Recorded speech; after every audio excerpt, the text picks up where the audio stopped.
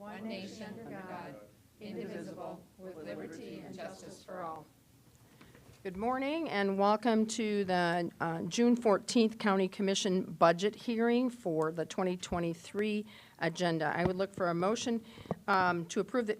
There's an amendment to the agenda, and I would ask for a motion to move under item B, the cash applied analysis and the excess cash analysis down to letter F. That's my motion. Second. I have a motion, a second. All those in favor say aye. Aye. Aye. Those opposed, same sign. Motion passed unanimously. Then I would look for a motion to consider the approval of the agenda. That's also my motion. Second. I have a motion and a second. All those in favor say aye. Aye. Aye. Those opposed, same sign. Motion passes unanimously. Okay, we're going to start with the budget overview, and we'll give it to Carol. Thank you very much. Good morning, Commissioners. Carol Muller, Commission Office. Today starts our budget process for FY23. And for those who may be watching or catching us on YouTube, we are a calendar year organization. One of the things, I just want to go through a couple of housekeeping things. One, we are streaming this. We are not broadcasting on Channel 16, and it will continue to always be available on YouTube, or if you click on through our website.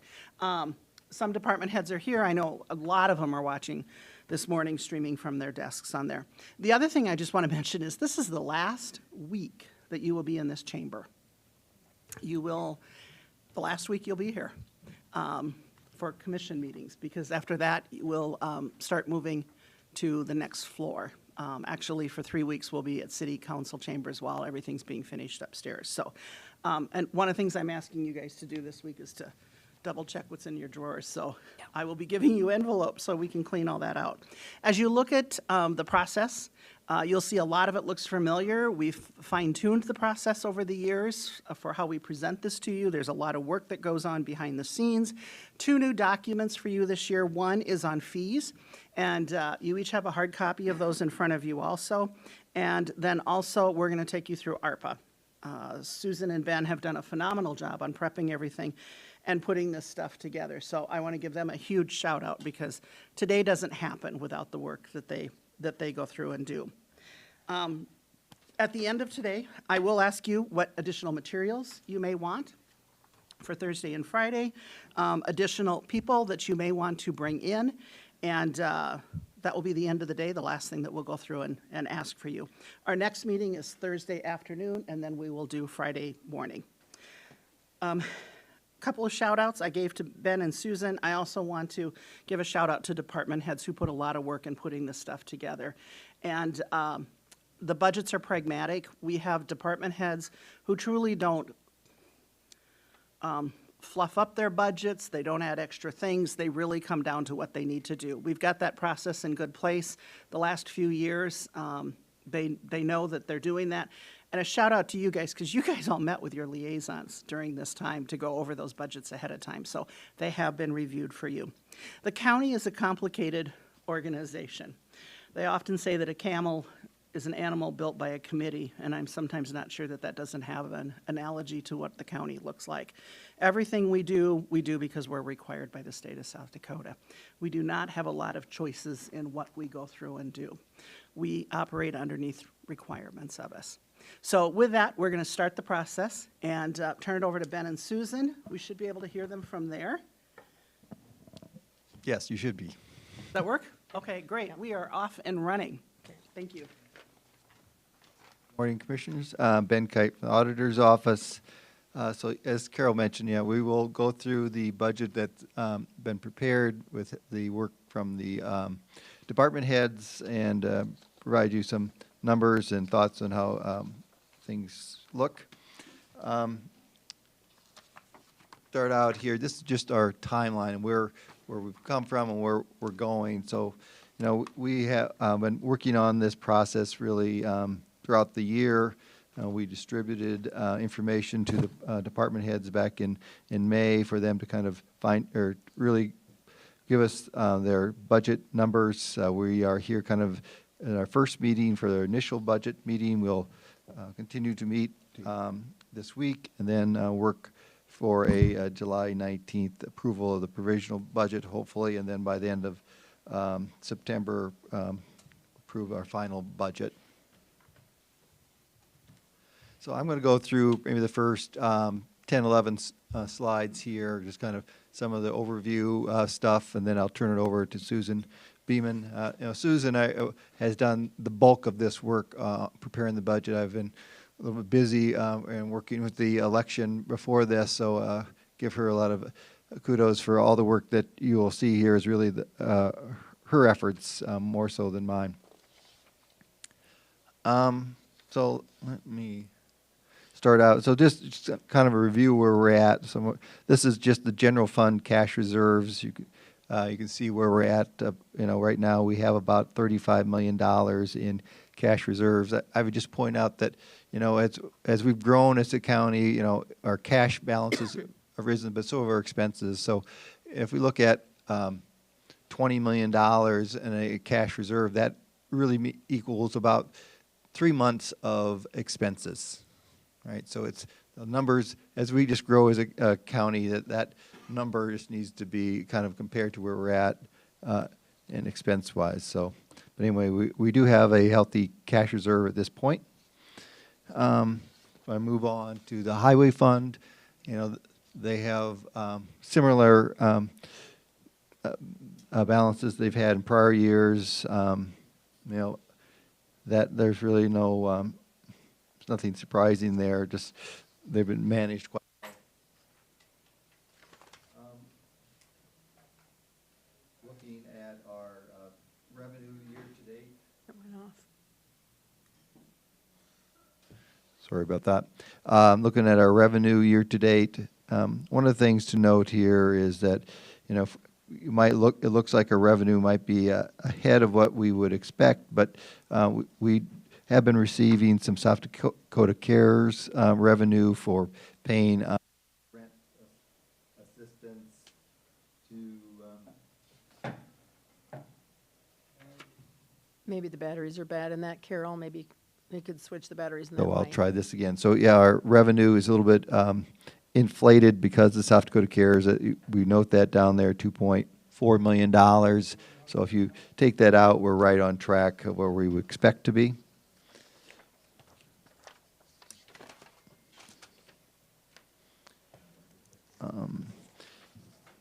Then looking at our current taxes year to date, we are, tracking very closely to what we have received last year. I mean, in percentage-wise, as a total budget, we're received about $26.6 million, right at what we had received percentage-wise from the prior year.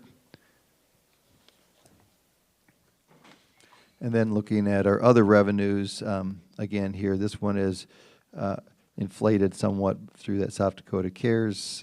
That is adding about $2.4 million to that, but tracking close to what we would expect it to be.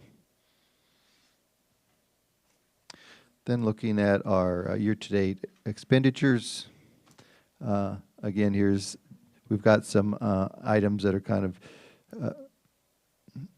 skewing the numbers a little bit.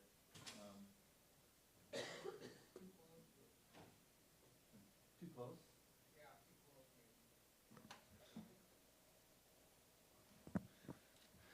All right, try this. So our year-to-date total expenditures are, 41% versus 38%. Again, we have some South Dakota CARES funds that we distributed as, inflating that expenses, but we're tracking very close to what we would expect to be. I'll look at personnel expenses year-to-date. So here we have a thing to point out here is that we did initiate a 7% salary increase in April. That kind of reflects, is reflected in there. So that's elevated our 2022 number and why we're ahead of the our 2021 amounts. And then all our other expenses, again, here is where our South Dakota CARES expenses are kind of inflating our current year numbers, but we're tracking where we would expect to track on our expenses if I take out my subsequent care balance. And finally, it would be helpful just to kind of cover our opt-out history. So you can see, we don't, in this year's budget, as we go through this, we don't recommend any changes to the opt-out usage. We have about $4.75 million in capacity, but you know, the county's been pretty conservative in how it's used opt-outs in past years, and we'll continue to do that. But just kind of some history for our where we've been opt-out wise, and we do have some capacity, as I said, if we needed to use that to cover any shortfalls. Now, at this point, I'm going to turn it over to Susan. She's going to continue on through the discussion about the budget.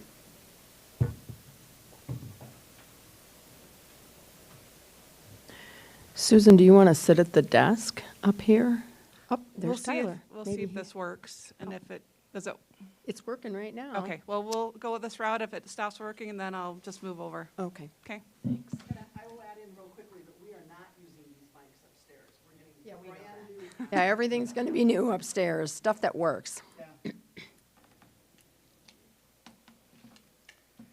So this is our general fund revenue slide.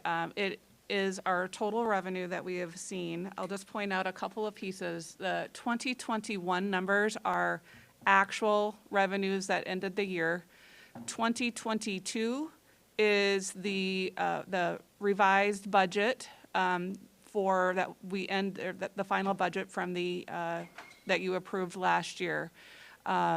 And then 2023 is the requested budget. So those three would be just things to point out. We are at $71.3 million in proposed revenue for 2023. Before we go on from this, I just want to point out two things. One, the total bar at the top. Just take a note and keep that in mind as we go to the expenditure side. Just see how slightly increasing that is from year to year. Just keep that in mind as we get into the expense side. And then as far as the bars by area between property taxes, charges for goods and services, you can see they're all relatively constant from year to year as far as where our primary source of fundings are coming from.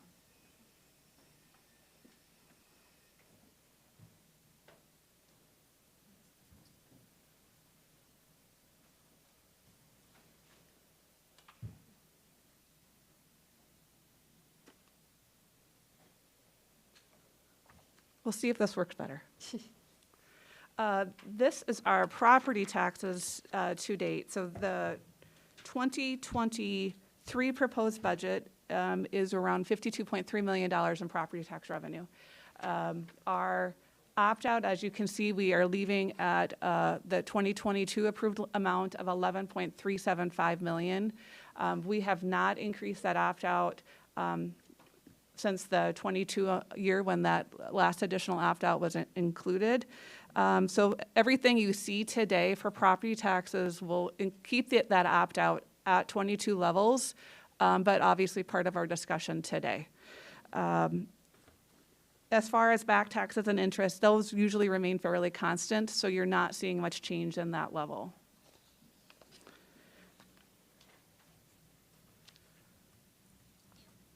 With this slide will give us some detailed property tax statistics.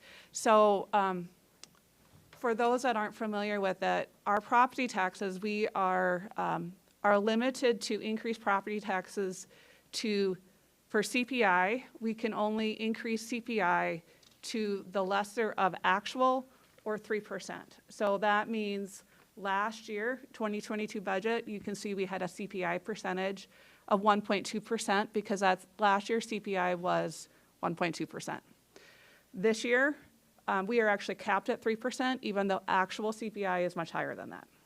So as our expenses keep going higher, we are required to keep a max of 3% for our CPI increase. And then we are allowed to do the growth percentage. So for growth for this year, it's 3.11%. This is a preliminary number based upon some of our work with equalization. That may change slightly, by the time we get to final budget, but it's a good number for us to work with today. So total percent increase is 6.11% that we have included in our preliminary budget, which is a total of $2.3 million.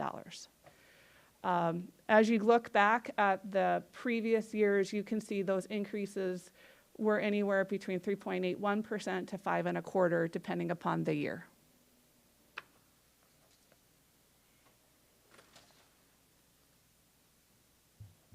At any point, if there's questions, just let me know and I will slow down. We wanted to go through this slide. We moved this up in our presentation because we like the idea of having it be part of this property tax conversation. So on the left side, this is estimated tax levy and the impact that an average taxpayer would see on their tax bill. So the left column is our proposed property tax budget. We've included the three main county funds that help pay for county services. Just keep in mind that there are other levies that go into your property tax calculations that people see: fire, library, school, things like that. So this is just those three funds. So this is not a a full representation of a person's tax bill. We are using our preliminary abstract values of almost $18 billion in value. That number will change again slightly by the end of August, but this is the final value at the end of last year. But just so you know that number will change slightly. When you factor all this in, for those three funds, we're looking at about a 3.3 levy estimate for 2023 for those total of those three funds, which is roughly a 0.134 increase. So what that means to a person that has a $300,000 home is that their tax bill for those three funds would go up about $40 a year.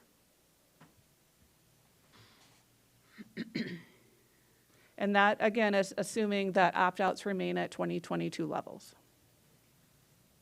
And that's a $300,000 house. Correct. So a $100,000 value would be around $13.50.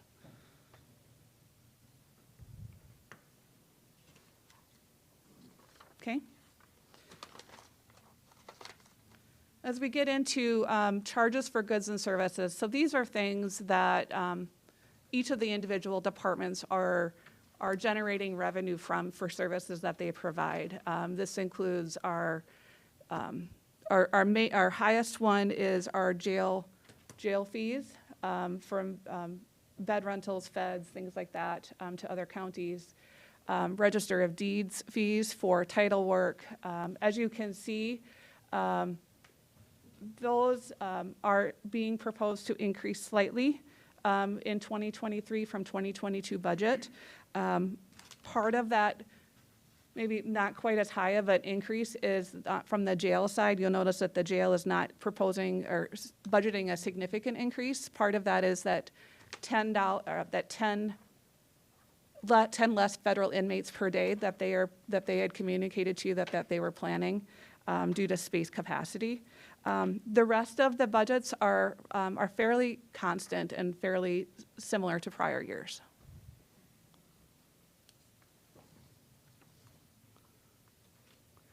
Intergovernmental revenue are sources from other, from the state, from other agencies, from city, things like that. You can see we are proposing a slight decline of about $500,000 in that area, and two main areas that are causing that are bank franchise tax as well as telecom fees. So both of those fees are things that we get distributed to us from the state. We don't have a lot of control over those funds. We don't have any control, actually. And with the bank franchise tax, that revenue can go up and down. With the recent sale of Great Western Bank to a Montana bank, we are budgeting about $500,000 less than bank franchise taxes to be conservative. But just from a scope perspective, over the last 10 years, we've seen that revenue anywhere from $600,000 to $2.5 million. So budgeting about $1.4 million for that is a $500,000 decline, but we feel at this point that we need to be conservative in that number just based on what we know today. And then with the telecom fees, those are also going down because the state is collecting less fees from their providers based upon cell phone usage and things like that. So there's less dollars coming into the state, which means we get less funding coming to us.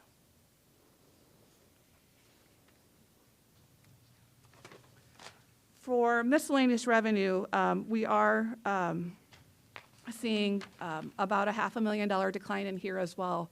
There's three main areas with this. The largest is we have had a private grant from the MacArthur Foundation. That ends at the end of 2022. There is a very good chance that we'll be having a next wave of that for 2023, but that has not been approved yet, so we have removed that budget, both on the revenue and expense sides from everything you're seeing today, since it's not been finalized. And this is not there's the original MacArthur grant, and now there's a newer one. This is the original one. And then with interest income, we are budgeting about 50% of what we did last year. So for 2021, we only received about $106,000 in interest income. We had budgeted $200,000 for 2022. With the market the way it is and interest rates not giving us a return, we brought that back down to that $100,000 level. Madam Chair? Susan, on the MacArthur, the expense side, were there positions? staff There were no positions? positions Okay. funded with that grant. It was contract services and through USD Okay, and some good other to know. things. Thank you. Yep. And just as a point of clarification, there were positions originally, but they have come off. I think the last ones came off last year. Correct. So- There was nothing in 2022, no positions in 2022 covered by that grant. Thank you. The first one being the Safety and Justice Challenge, where we did some changes through the court season. Yep. Okay. This slide are just a recap of our fines and forfeitures. Again, it stays fairly constant. These are mostly fines and forfeitures related to the court system. We're for budgeting around $273,000 for 2023. License and permits. We are seeing fairly stable numbers with that. You know, we are budgeting about $379,000 in 2023 for licenses and permits. For the most part, everything's pretty similar to prior years. The only one I'd call out is cannabis revenue is a new license that we will have that will bring in about $30,000 a year. I'll point out that for 2022, you'll see that the number there is 0 for that, mainly because we didn't budget for cannabis revenue in 2022 because those fees weren't set till after budget was done.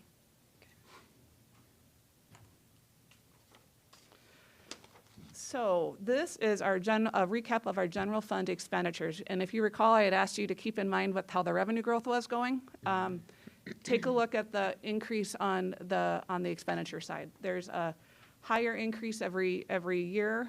So our expenditures are budgeting at $78.6 million for 2023. Again, the breakdown between the categories, between public safety, general government, et cetera, are all very consistent with prior years. You don't see a lot of big fluctuations between the categories. Public safety still ends up representing about half of our budget. So very, very consistent from prior year.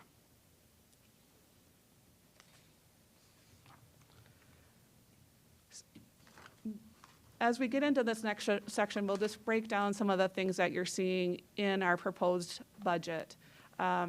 So you'll see on this side this is a very high-level summary showing our total revenues that's budgeted at $71.3 million. Our expenses are budgeted at $78.6 million.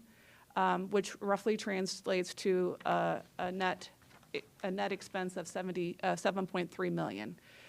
What's included in that number includes the opt-outs at 2022 levels. It includes the 5% matrix adjustment that had been discussed previously.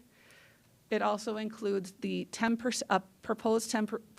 I shouldn't say proposed. It includes a budgeted 10% increase in insurance, health insurance for staff, Again, that's preliminary budget numbers, as well as that change to a 75-25% limit. Carrie will go through that more in detail in her section. Any new positions that were requested are excluded from this. Outside agencies are budgeted at 2022 amounts with the exception of Southeastern Behavioral, which we are required by statute to increase to census amounts, which would be about a $30,000 increase. And then equipment requests at the department level were included. Okay. As we get into a breakdown of our general fund revenue, you'll see that we have about a $1.6 million proposed increase in revenue. This breaks that down to the different categories as to what makes that up from what are the high dollar amounts within those plus or minus. As you can see, the property taxes are the main source of our increase in revenue. And then you'll see the decline there. I won't go through those in detail, but if you have any questions on those, please let me know.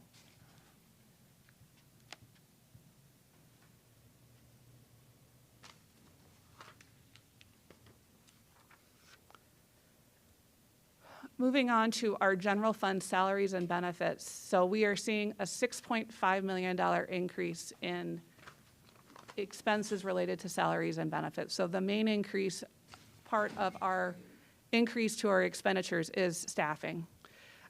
So that includes the matrix adjustment of 5%, which translates into almost 1.9 million. The step increases that the majority of our staff receive on their anniversary date is 981,000. The benefits for FICA and retirement that obviously increase when our salaries increase, that's around another 825,000. The health insurance change would be another 365. And then that other line really represents the main part of that 2.4 million is that 7% increase that was done on April 2nd. That was not part of your 2022 approved budget. That was an unbudgeted item that was approved back earlier this year. So when we compare 2022 to 2023, that was not included in the 23 budget. So just to recap, that top line, year over year, we're up almost 14% in general fund salaries and benefits. Correct, and about half of that would be the increase that was done for the 7% back in April. Thank you.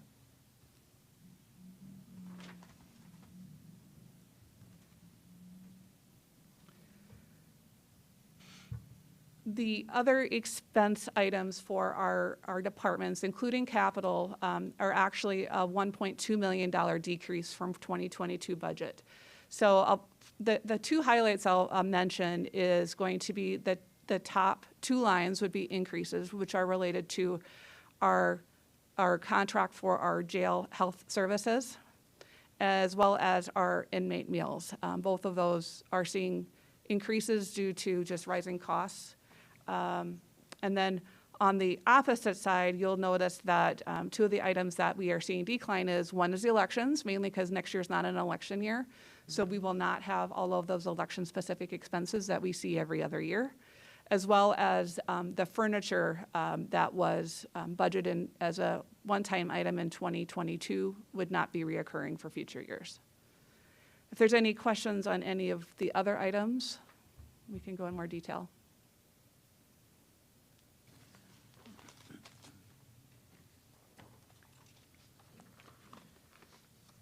As we get into this slide, I'll note up front that this is just 5 of our funds. We have a number of other funds, and later this week we can share with you the other funds that we have, but these are the primary ones that have staffing and such that we wanted to discuss today.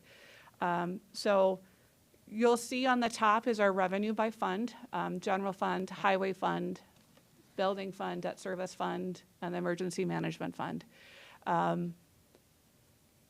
All of the general fund items we already have walked through in detail, so we won't cover that. I'll mention on the less 5% of appropriations, that is something we are required to calculate by statute. but it's also part of our calculation that when we talk about cash applied, where that number will come into play as part of that. From there, I wanted to point out the interfund transfers line under general fund of $469,000. We have had a reoccurring one to help fund emergency management. So part of that is the 346 that you see in the emergency management column. The remaining 112,000 approximately is related to a transfer that we will now need to do to the 24/7 fund, because with changing of that services, and I know it was impacted by COVID as well, we have more expenses than revenue coming into that fund, so we will need to use general fund dollars to help support that service. And that has not been something that we've had to do up until last year. Which department was that? 24/7. Oh, okay, yep, yep. I missed that, thank you. So the bottom number is our cash applied, and what that means essentially is kind of what we're dipping into our savings account. We have traditionally been comfortable with about a 8% cash applied rate. Where we have come up with that amount is that 5% of appropriations, plus we know we've had turnover of about 3% in our positions, which has helped fund that other 3%, so a total of 8%. This $11.7 million for general fund is definitely over that, and we'll go through that in the next slide. For highway, building, and a debt service fund, there is a slight cash applied as well, and we can go through those in more detail as well. Any questions on this before I go forward? So for the cash applied, when I divide the 11.7 into the 79 million, it's about 15%, but you're backing out the cash applied to bring it back to 9, is I that? think the next slide will help you with that. Okay, thank you. Yeah. The top section is essentially what you saw on the previous page, just in less detail. So on the right, you'll see, on the top quarter, you'll see the 11.7 million. That is roughly a 15% cash applied. So what we wanted to call out, and where you're going to see in the middle of the page, is we do have some unique one-time funding available that will help cover some of these general fund expenses for this year. So potentially, we've added in this potential adjustment to appropriations. We've listed the entire 1.3 million of requested positions, knowing that still needs to be discussed. So you can see that as an adjustment to appropriations. From there, we currently are having all of our rental and utilities being funded with South Dakota CARES dollars. That's being paid through the state. It is something that we don't necessarily control when that stops. That's a state program that we are administering here. If for some reason the state stopped that in 2023, rental and utility assistance is allowable under Arpa. So that could be a source for funding those expenses for 2023. So that $1,095,000 is our budgeted amount in general fund for for rental and utility assistance. Arpa will also pay for burial assistance. It does not have to be tied to COVID. We just have to be able to show our financial need. The individual has to show financial need. That's budgeted at $300,000. So we could have funding for that. We have a number of things within our jail that can be covered with Arpa in 2023. That includes our UC2 salaries. UC2 is the area of the jail where any inmate that is positive for COVID, symptomatic, or has exposure is usually housed. So because those staff are responding to COVID, that we can have that be an allowable expense under Arpa. The booking nurse that was added to respond to COVID is allowable, as well as the mental health counselor that we added. So those approximately 1.4 million would be covered under Arpa. We are also allowed to cover any new positions added in 2022 under Arpa. So that's another $413,000 that our Arpa funding could cover. Any new hires that you approve as part of this budget could be covered under Arpa as well. So essentially that 1.3 million on the first adjustment is just essentially a net zero in this section. The one item that that is relatively new to this discussion is the reasonable salary increases. So we have listed about $2 million in here for this analysis. The final rule allows for reasonable salary increases to be covered under the ARPA funding. So the 7% increase that was approved earlier this year would be allowable to have that be covered under ARPA through the duration of the program as long as we had funding available. So 2 million of our salary expenses could be covered. 23, 24, and 25.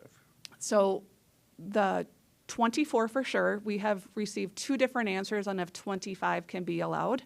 We are going to be submitting a question to the U.S. Treasury to get clarity around that because it's not definitive in the guidance.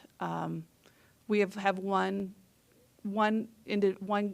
CPA firm says, yes, we should be able to because your 25 budget is obligated by the end of 24. But we want to get clarity from the U.S. Treasury.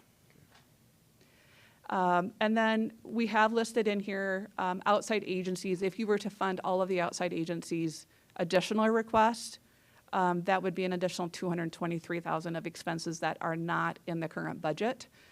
So when you get all said and done with these adjustments that we can cover from ARPA or South Dakota CARES, you're down to a new cash applied rate of $6.4 million, which translate into about a 9% cash applied. But I want to caution that most of those are ongoing expenses that we are using one-time funding to cover. Commissioner Brenda. And that's just the point that I want to make, that people don't lose sight of here. While this is all allowed under ARPA, ARPA goes away, and then all these chickens are going to come home to roost. And so we got to make sure we're keeping our eye on that. Yeah. It's very concerning to me. Yeah, when you look at the fact that our normal revenue is so small and we've already increased our wages because we needed to, there's going to come, we call it a cliff, there's going to come a cliff when we just can't afford what we have. And the legislators are not going to give us more money. And so it's going to come at this point from property That's on the taxes, next which page. at some point the people in the community are going to say no. And as part of our work later this morning, we will go through the ARPA expenditures that we've kind of estimated. If the year 25 is allowable for operational expenses to be determined, we have estimated that the majority of the 37 million would be covered without adding any new positions this year. So we'll go through that in more detail, just so you have that for your review and understanding. But there is ARPA funding available to cover and help us fund that larger cash applied than what we are comfortable with. But again, that money goes away, but most of these expenses are ongoing. So just want to call that out. Thank you. So from there, we wanted to talk through the cash, excess cash analysis. Ben had shared with you where we're at from a cash perspective. This slide really comes out and projects out through 2026 where things are looking with some really rough estimates for property tax increases for 24 through 26, as well as expense increases. So high level, very rough estimates. But this is before we use South Dakota CARES or ARPA funding to cover those deficits. So as you can see, the line, the blue bar is our revenue. The bar on the right for each year is our expenditures. So you can see our expenditures are higher than our revenues, and you can only do that so long before there's a cash issue. In this analysis, we have increased opt-out to the additional $4.75 million in 2024, just to show that additional $4.7 million coming in 24. But as you can see, that blue bar that peaks at the top that comes down continually declines. So that tells you that there will have to be an increase in revenue to continue with the expenses.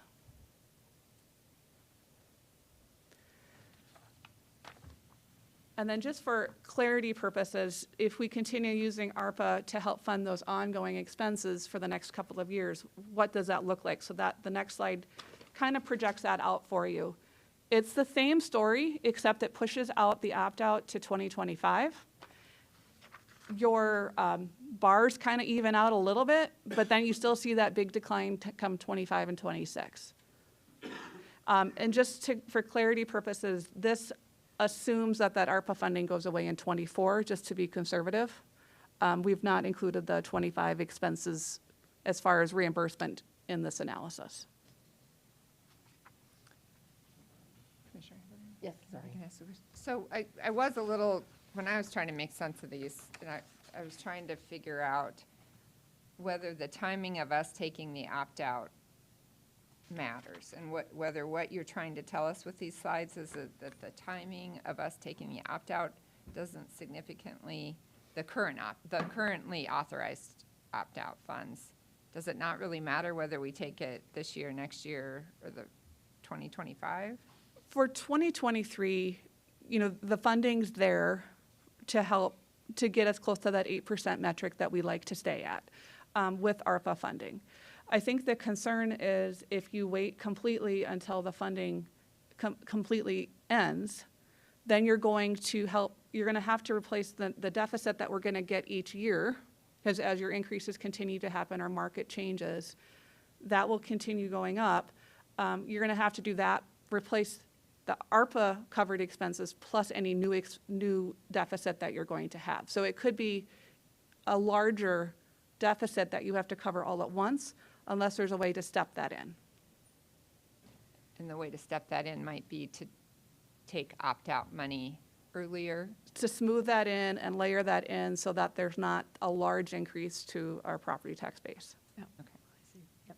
thank you. Commissioner Carstens, do you have a comment? Yeah, keep money in the piggy bank a little bit longer is what we're doing. And then trying to scale that in so that there's not that large increase. So you don't take the property tax money all in one year and they go from, $10 to $50 or that's, Yeah. I'm Right. just throwing out numbers. But if we just incrementally increase, it'll see a small increase instead of seeing all of it in 1 year, Right. those increases in property taxes. Something to and- consider. Yeah, it is. It is something that Good will need to be point. considered and have some definite analysis beyond it to this.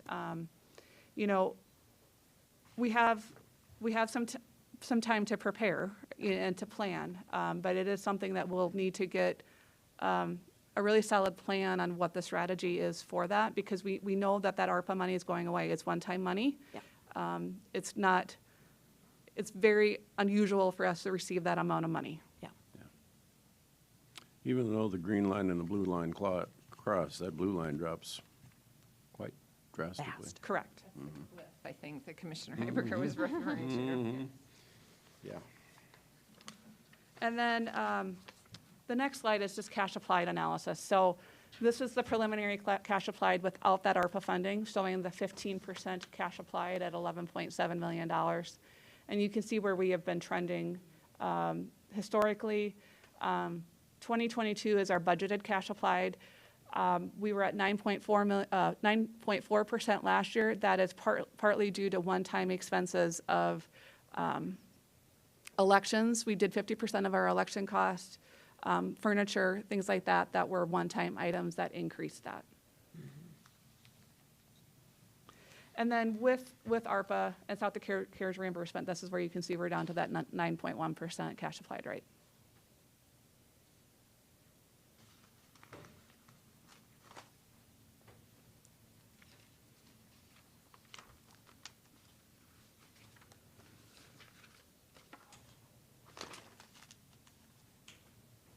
Any questions? This was our last slide as part of this overview. I have one quick question. Over the years, we've used grants from other resources to fund positions for a couple, 3 years or whatever.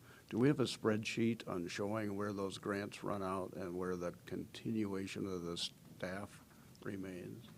Yes, Carrie Deaver will have that be a part of your presentation. Yep, and I think all of those positions are now, no, I take that back. There's some state's attorneys, ones that still have some money from outside money. I know there's one for sure, but I know Carrie has that on her slide. Yep. Okay, thank you. On this part, otherwise we'll move on to the next, which we said we did means of finance, we did recommended cash apply, did we? Yep, that was this. Okay, and then so we're on to Carrie, which is human resources. And we're almost on time. We're actually ahead by 10 minutes.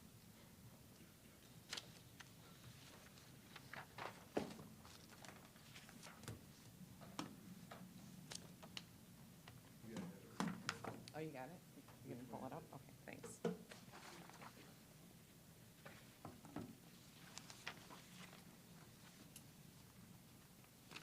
Okay, good morning, Carrie Deaver from Human Resources. I'm going to take you through some of the personnel and staffing impacts for the budget for the upcoming year.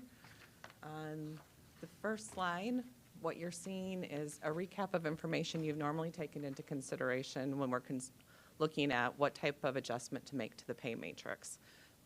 Couple of things to point out on this. Anything that's grayed in the column under 2022 isn't set yet for 2022. For example, national and Midwest CPI is still being measured.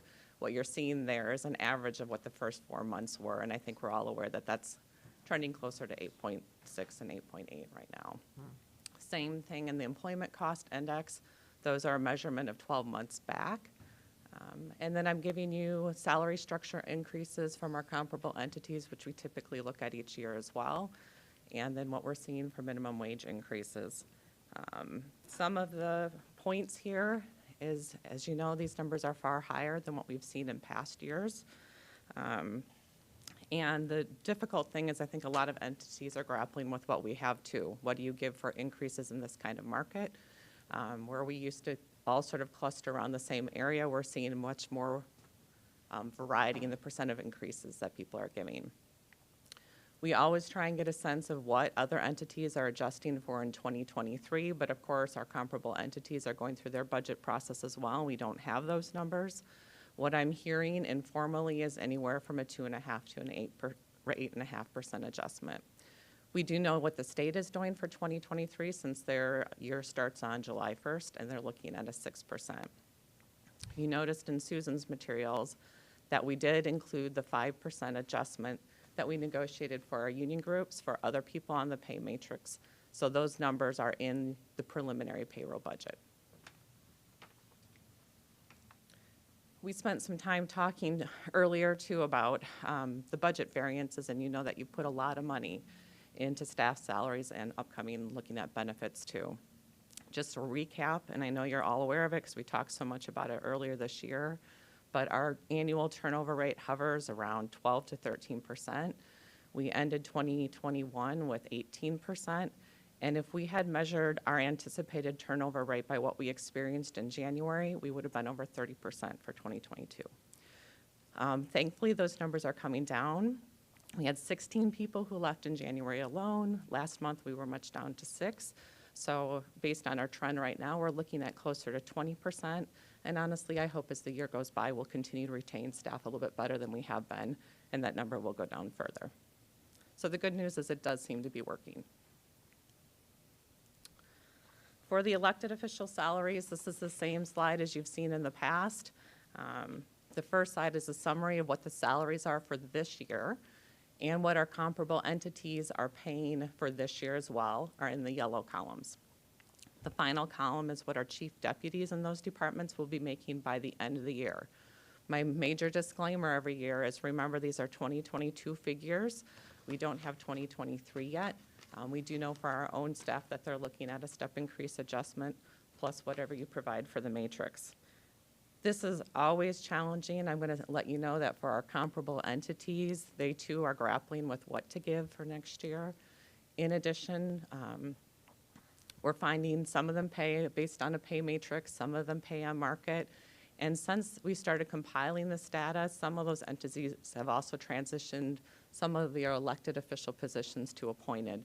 So I just want you to be aware that this data is a guide or a sense of what other people are paying. And the payroll budget for elected department heads and elected officials includes 5%, or the base of the pay grade 24 for some of those other departments, the treasurer and register of deeds. Because you've given staff increases, you may want to consider something larger than the 5% for our current incumbent elected department heads. Any questions on that? I do want to point out that I've given you this data too. Every year I give you a sense of where are those elected department heads falling in comparison to non-elected department heads. Again, this is 2022 data before any type of 2023 pay matrix. Also, one other reminder, everything that we put in the budget is a preliminary number. You remember that you usually talk about this at the end of year. Elected department head salaries are set by resolution, so there will be another conversation later in the year where you actually determine the salaries and the base salaries for 2023. So when we do elected official salaries, I think last year during budget season, we just picked a dollar amount or a percentage amount, put it in a kitty or whatever, a line item, and then we discuss it at the end of the year, and then we at least had money available, and we could make that decision later, because I think there's variables, and we'll have a better idea where the budget is. And since we don't have to do the resolution until the end of the year, I'd be in favor of just putting a dollar amount in there or a percentage, and then move on from that one, and it doesn't have to be a discussion now. And I don't know if you want to talk about that now. I was thinking we were actually not just doing an overview today, that we were going to make some decisions, but I would suggest that we consider putting 10% in there. That doesn't mean that they're getting 10% raises. That just means that there'd be money available for us to figure out what they need to be. So I'll let you think about it. We can come back to that later. Okay. But I just think that's, gives you a little bit of an opportunity to think about it. And it's just a holding dollar amount. It's not assigning all those people 10% increases. Okay. I mean, I'm fine talking about it. I'm not sure. I mean, we'll have two brand new people, so I'm not sure that 10% will be high when we do it on a blended average, but Yeah. I'm willing to think about it a little more. And just to clarify, for the departments where there would be newly elected individuals, since you've typically brought those individuals closer to the bottom of the range that you've set, those salaries have been set near the bottom. And it's only the 5% adjusted that was made for commissioners and elected department heads. Thank you. Okay, the next part I'd like to cover is the health and dental insurance. Again, very similar format to what you've seen in the past. That top chart just shows you a summary of the plan year, and again, this is health and dental. The total cost of the plans each year after stop-loss reimbursements. I'm giving you a sense in the third column of the percent change over the previous year. The fourth column is our reserve balance, and the fifth column shows the premium holidays. You're all aware that we had the bump in 2017 through 2019 where we had significant increase in our high claim costs. Last year, knowing that we've had some of this experience, we've had huge stop-loss insurance increases. We budgeted for a 15%. Thankfully, our claims trended more on pace, or at least leveled off in 2021, so we were able to keep our increase for 2022 to 5%. I'm happy to report we've continued to have a very good year. Our claims are trending at the same level they did in 2021, but of course it's much too early to really determine and project what we're going to experience for cost increase for 2023. So we're recommending that we budget a 10% increase. I'm very hopeful that will be more than enough. You can see that our reserve balance is growing. But overall, our costs are continuing to increase. I think the 10% is a good conservative estimate to start with. And I just want to point out that that premium shift from 70-30 to 75-25 is part of the reason, of course, the county's expenses are growing. Any questions on the insurance? Okay, staffing requests. Commissioner Benninga, you'd asked about the grant positions. You might remember from past years that you saw a summaries that included many more positions. We're really down to 2. The top section shows one of our positions, which is a diversion position, and is still going to be fully funded by grants for 2023. The next section is really the only request for budgets that you have for a grant-funded position, partially funded still for 2023, but 66% of the funding will go away at the end of the year. So the request is for additional funds to cover that 66%. The next slide gives you the staffing requests. This year, we don't have any mid-year requests or any promotional increase, so that yellow section are all positions that are being requested for the full year. You can see you've got several requests. There's 18 different positions. The graph gives you, or the chart gives you, the title of the position, what pay grade it is, and the number of FTEs that are being requested. So just attention to that there's the cost per FT represented for you there, as well as the total cost of the request, because some of the departments are requesting more than 1 or 2 positions in that area. The last chart for you just gives you kind of a sense of how much the positions have grown in the departments over the past 5 years. There's a little summary there, so you have a sense of how many positions you've funded in the past. And your budget materials includes information from each department further explaining the reasons for the request. And of course, they can be available at future budget hearings for any discussion that you want to have on those. Any questions on the personnel side? All right, thank you. Thanks, Carrie. Well, we're scheduled for a break, but we are 20 minutes ahead, so can we just move on to the next part, Carol, and just for at least another 20 minutes or 30 minutes, and maybe we can get through some of this and give us more discussion time later? Absolutely. So this is going to be requests and considerations. It's the 10:30 scheduled part. For preliminary budget, other requests Yes. that are out there. And you're going to drive? Yeah. That's fine. Thank you very much. The first sheet that we have is on vehicles and equipment requests. And the one thing I want to point out is, Susan mentioned earlier, is that all of these are included in the budget already. Sometimes we don't always have those included at this point. The budget is working pretty well, so we've included that at this particular point in this. What you'll notice is equalization has 1 vehicle for a new appraiser position. If you do not approve that position, that vehicle can go away. The jail is looking at a jail transport, inmate transport.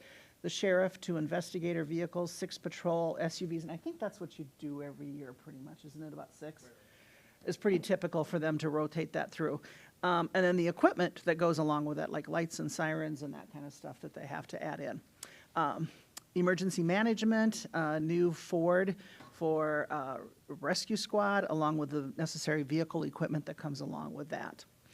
The other ones happens to be the highway department, and the biggest item that you've got in there is 2 plow trucks.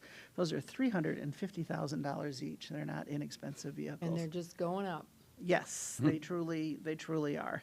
So, and I know that liaisons have been through all this stuff with their department heads, talking about those equipment needs and having those questions ahead of time. Any questions, any comments on vehicles or equipment at all? Okay. Otherwise, we'll jump over to outside agencies. I've asked Melinda to come down. Melinda's actually the person who works with those outside agencies and does all that work. So I'm going to let her talk about that. Good morning, Commissioners. Outside agency funding provides financial support to various organizations. Funding mandated by statute is Southeastern Behavioral Health Care for $199,685. The rate is set at $1 per capita based on the state census. This amount has been updated to reflect the 22 census. Below, under donations, Southeastern Behavioral Health has also requested $5,000 for each drug court and mental health court. Fund amounts for organizations under contract are $47,000 to Sioux Falls Area Humane Society for management of strays and other animal control-related issues for Minnehaha County outside of the city limits, $25,913 to Southeastern Council of Governments for annual membership dues to help the county with grant facilitation. $250,000 to the Sioux Empire Fair Association, a $100,000 increase for management for the annual fair and other year-round activities. And just a note, Carroll Institute is listed on that sheet. They did not request funding for IVC housing for fiscal year '22 and fiscal year '23 since the opening of the Link Triage Center, which provides detox services. Donations from general funds. Budget requests were submitted at the end of April. Organizations were given 4 weeks to submit a packet which included an application seeking funding, financial information, and a list of current board members. Organization requests are as follows. Agribusiness for $2,500. Ambulance service providers, $75,000 to each. Del Rapids, Garrettson, and Humboldt. Jasper did not apply. Children's Inn for $114,120, a $23,085 increase. Historically, there has been an understanding that Minnehaha County will provide support for the first night of state. Note below that they also received $27,586 from the Domestic Abuse Fund. Compass Center. The funding for the Family Violence Project was redirected in 2020 to Lutheran Social Services. However, note below that they will receive $13,793 from the Domestic Abuse Fund. They did request $55,000 to support their other programs, counseling, victim advocacy, education, and prevention.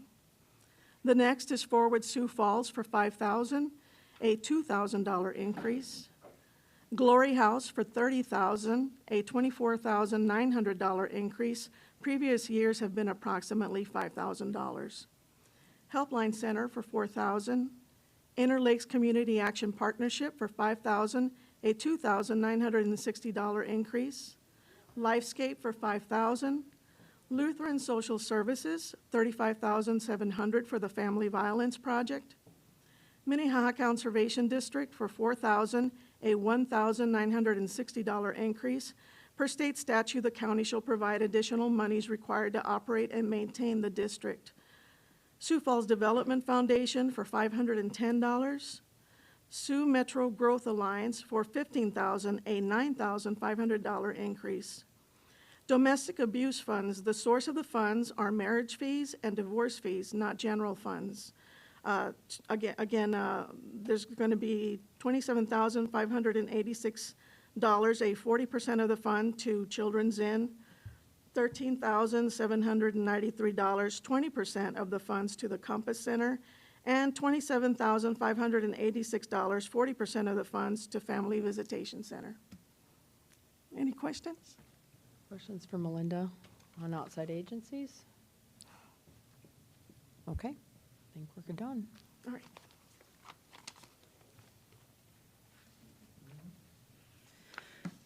And just as a reminder, outside agencies have the opportunity to present usually in October, November, December of each calendar year, so that by the time you come to your budget hearings, you're focused specifically on dollar amounts.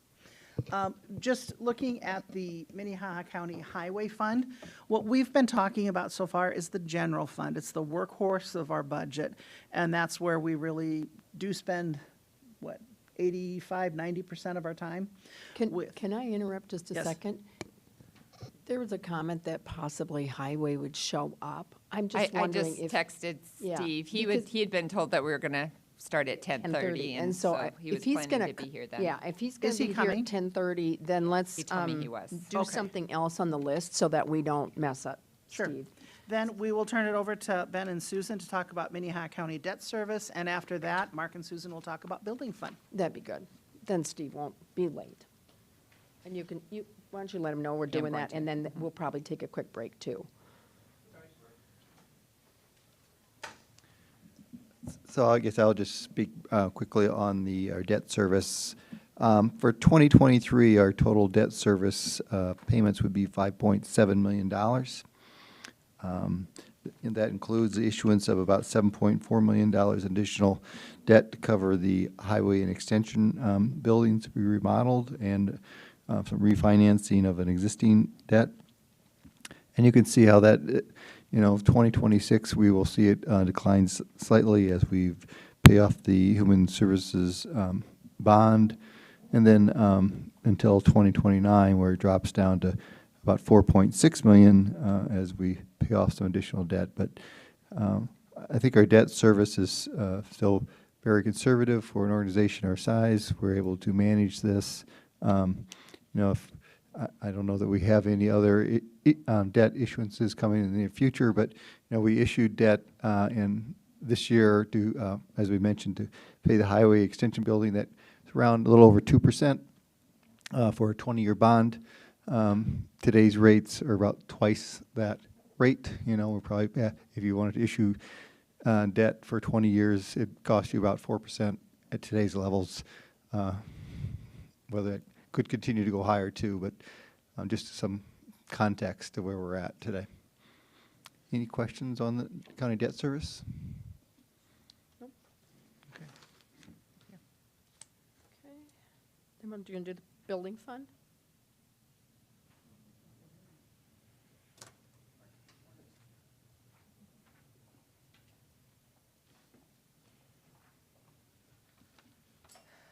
The building fund summary is partially, as you can see on the revenue side, is primarily funded with property tax revenue.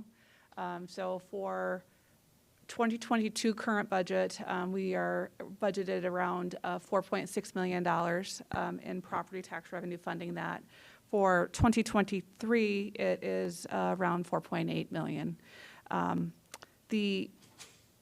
There's a number of larger items that Mark has communicated that he's planning for 2023. Those are listed there, and then obviously there's always those smaller projects that need to be done throughout the year, and that would be on that other expense line. So for 2023 proposed budget and requested budget, total projects of about $4.76 million. We also have some debt that is financed and paid for through our building fund, which totals about debt service of $1.4 million for 2023. So we would be looking at a deficit in current year proposed budget of about a $1.3 million cash applied rate. There is, and as you may recall, we had, in 2021, we had transferred that $13.3 million into the building fund. That is still in that fund as well and makes up a sizable portion of that ending cash reserve. So normal ongoing building fund cash would be budgeted around $2.5 million after cash applied. And Mark is available for questions if you have any questions or follow-up on the proposed budget. Have any questions on the building fund summary? Okay, we're good. I think we can go on to highway then. Okay. If you don't mind, Steve? And when you're done, then we'll maybe take a quick break. We do have Monty here, so we can continue to move on after our break. Yes, please do.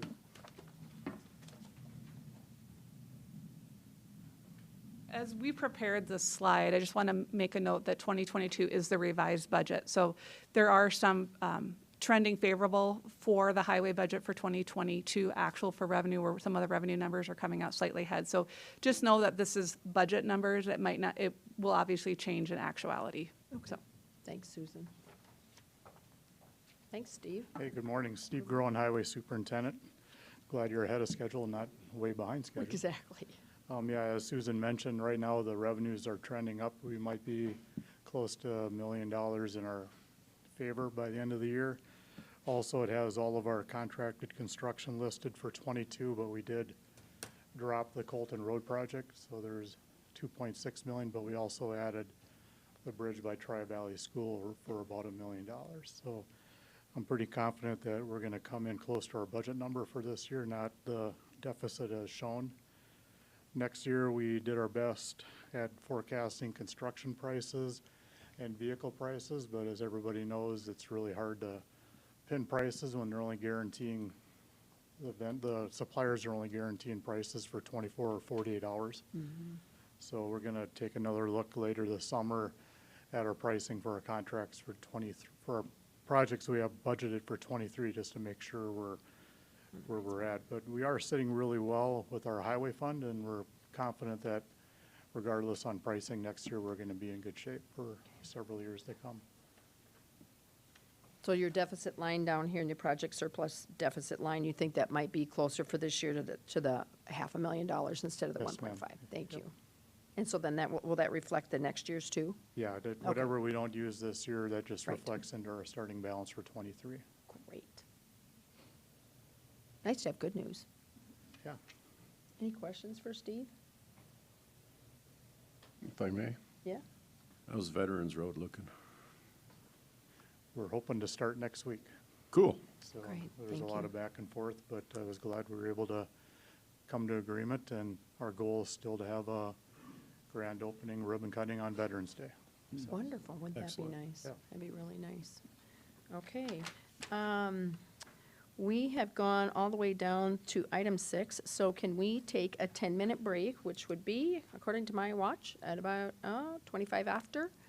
If you'd come back in at about 25 after, and we'll start back up, and we will have Monty, which obviously is quite a bit earlier than we anticipated, so hopefully we'll have some time for some discussion at the end of our agenda. So, everybody okay with that? Give you 10 minutes.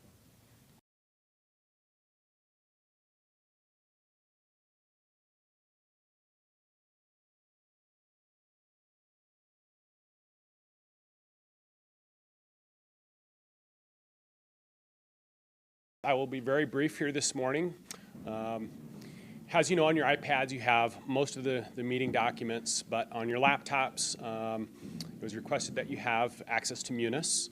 Munis is the county's financial application where all the fancy things that the auditor's office gathers and creates for you comes from. Anyways, I'm going to stay on a pretty narrow path here because there's various things that you have view access to.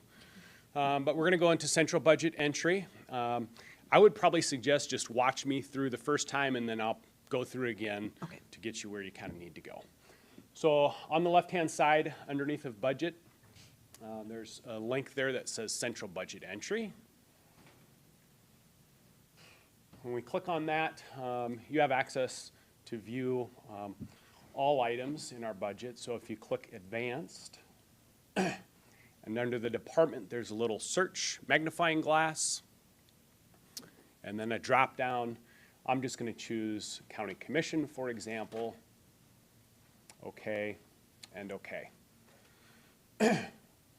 This, for example, would be the County Commission budget, and the hyperlinks on these, if you click on them, will take you deeper into, and you can see here we have the 23 requested in the first column, and then previous year budget and expenses and whatnot on that screen. If you need to start over, I would recommend not closing that top left tab because that's kind of your starting page. So you could just close the new tab that we opened, and again, you could click on Central Budget Entry, and then again Advanced, and then by the department is where we did the search. If you use the back arrow key, will we mess things up?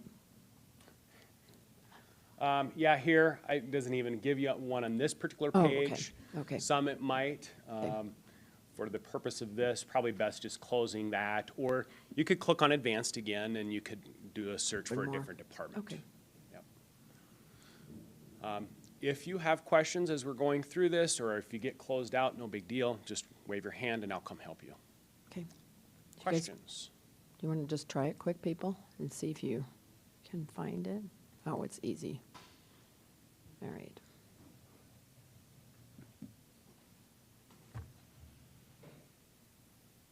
All right. Any questions for Monty? Thanks for the refresher. Yeah, no problem. All right. We will go on to fees. That's the big sheet that you have possibly at your desk.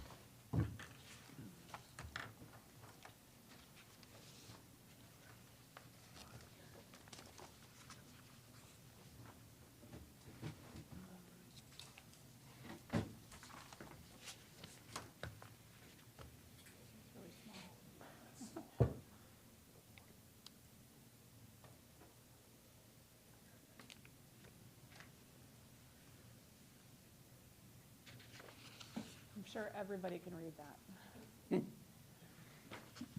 The commissioners are cheating. We have printed out copies. Yeah. Big one. We don't plan to go through all of these pages in detail today, but we wanted to just have some dialogue with you as to why you're seeing this fee document this year. It's new. As part of our budget process, as we were talking through, beginning of 2023, of 2022, we had done the 3% matrix adjustment along with that 7% increase in April. We really felt that we needed to look at our county revenue streams other than property taxes to make sure that our fees are set correctly. How many of them have been set for a number of years and that we haven't evaluated increases as our costs have increased. So the purpose of this was to just get every department thinking about their fees and to put it down on paper for review and evaluation. We have not provided direction to any department that they have to increase them. We have just asked that they all prepare this exercise, consider if anything needs to be increased, as well as have dialogue with their commission liaison to just have that dialogue on where things need to go. So I'll kind of walk through the auditor's part of that, and if there's questions on any of the other pages that you want to go in more detail on, I know some of the department heads are here today. They might be available for questions today, or we could add that to our Thursday agenda if you would like more information and more detail. Using the auditors section as an example, you'll see that we have alcohol licenses, as you're all well aware. Some of these you can see on the first line, in this column, the fourth column on the left, we wanted to know if it was state set or county set. If the state sets the fees, we don't have the authority to increase. It would require conversations and legislation that appear to have those be increased. We felt that was important for all of us to keep in mind because, again, so many of our fees are not ones that we can control, but our costs to perform these services are continuing to increase. So for alcohol licenses, because our number of liquor licenses don't increase, the cost every year that the revenue that we receive stays fairly constant at that $25,000. And then on the right here, we've tried to put some dialogue as far as just what those fees are, so you have a sense of how much we get per license. The liquor fees are really set by the area of where they're at. So if it's in a smaller community, the fee might be a little bit smaller than if it's near Sioux Falls. And then for this one, this is the county special event licenses. So we set that. Ben had recently come to the commission asking for permission and approval to raise those fees slightly. So this is one that we have evaluated that we feel that increase was needed, which you have approved. Like I said, I'm not going to go in detail on any of these unless you have pages that you want us to go through and look at. But really the intent was, are we increasing our fees to coincide with our increasing costs when we have the ability to do that if it's appropriate to do so? Yep. And so I think for departments that have them, like you mentioned, it's good that they go back to their liaisons. This doesn't have to be done during budget season. Just, it'd be nice if we would evaluate these this year, and if we can make changes, great. You know where they need to be changed. So, any other questions? Commissioner Bender? I would particularly, because he's not my liaison, but it looks like planning is the area where we have pretty much complete control over planning fees, and a lot of those fees have not changed since 2004, 2005. Clearly, our costs have changed in that period of time, and so I'd particularly like planning to look at their fees and see if they are representative of the costs. Yeah. All right. I'm going to set that one aside. And we're going to go on to ARPA, which is also Susan. Okay, moving on to ARPA. Is that a document on Dropbox? Yes, it is. Never mind, I found it.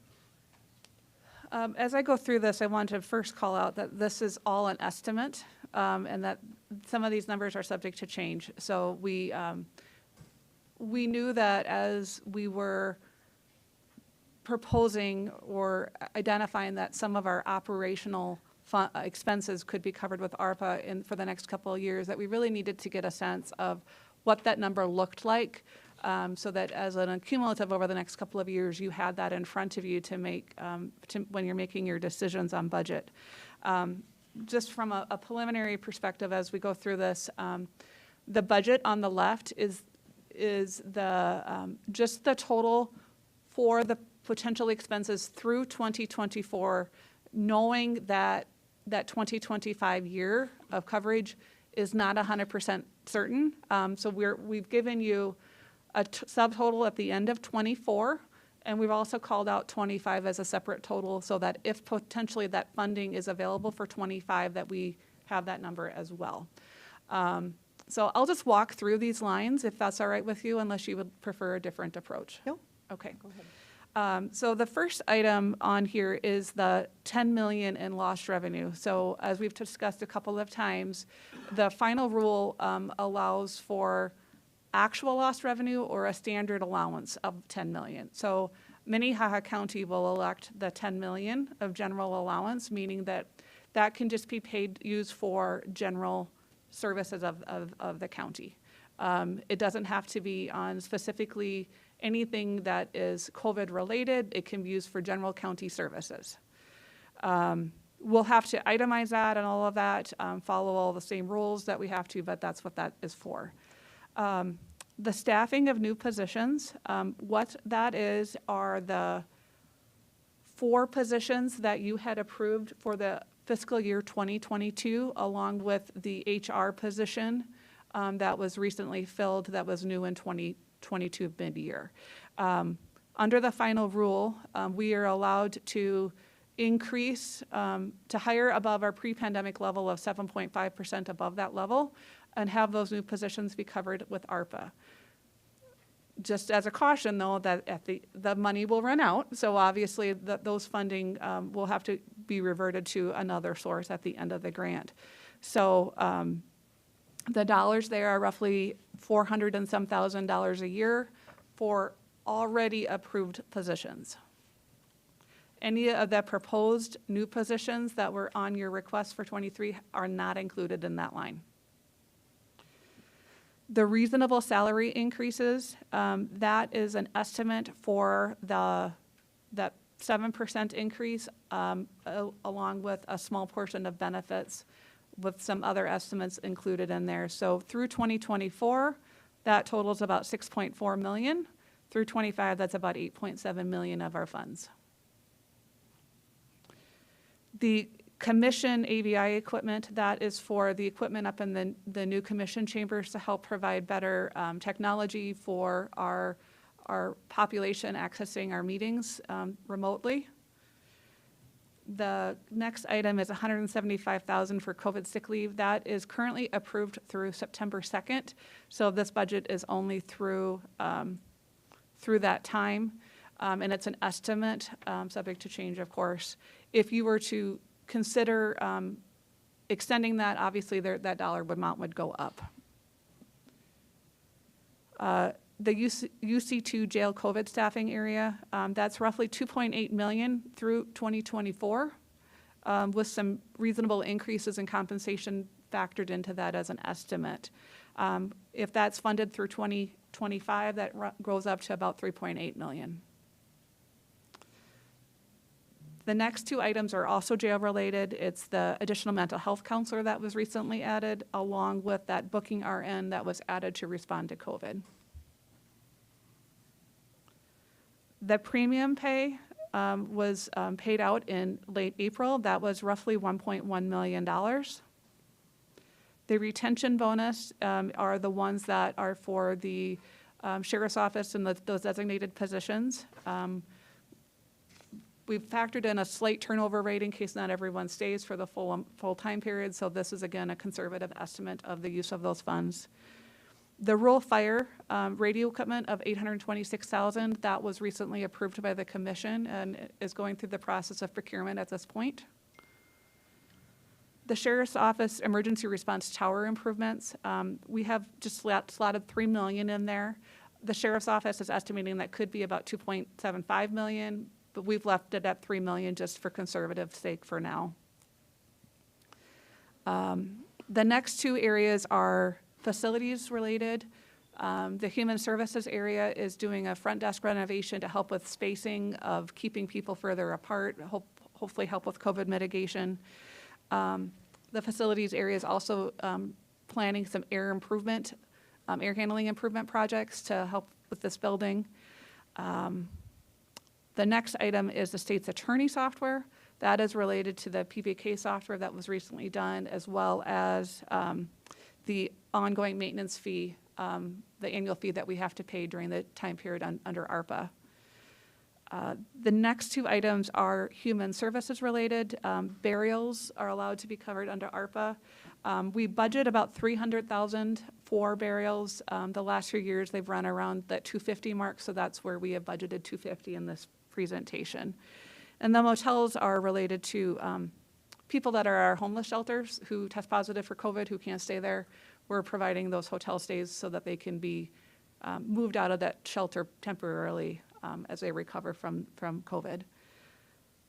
The next item is the Just FOIA software that was recently, the contract was signed. Again, it will help with providing increased technology for our taxpayers to be able to access that and submit those requests.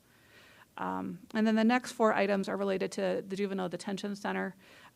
These are some, one item is some additional cameras that that team needs to help with managing mental health holds and things like that. And then the next three items are things that they are proposing be considered. I have an asterisk on those because those have not come forward to the commission for further discussion, but just wanted to get those out there. Mm-hmm. So in a cumulative, we have a plan to spend $29.2 million through the end of ~24. If we're allowed to spend through '25, that goes up to $34 million. Our total award is $37.5 million. So we're ranging between $3.4 to $8 million of dollars that we don't have a final plan for. Mm-hmm. There are a number of items that are not on this list that could be considered, including some of those new positions that you're considering for approval. So any of those new positions could flow into this as well. But again, that money goes away in after '24 or '25.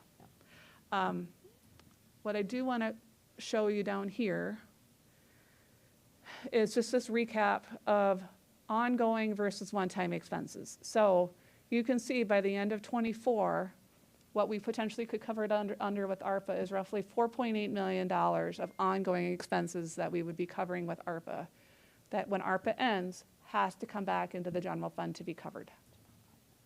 And that's without any new employees right now. So that's without basically any almost new employees. $5 million will end up on our general fund plus new employees. Correct.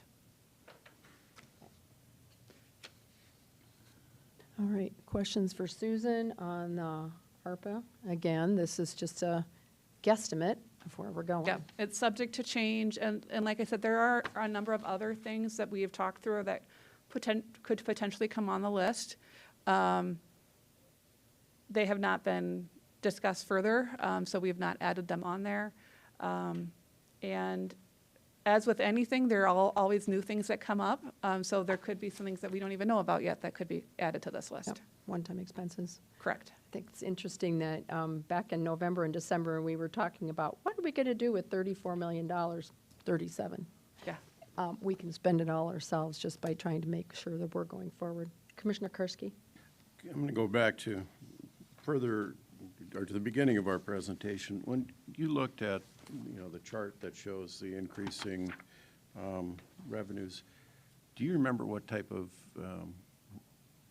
growth you allowed for in CPI and property? For 2023? No, for 24, 25, 26. I used 4.24%. Okay, so a combined for the two, Combined. so about 2% for each. Correct. Okay.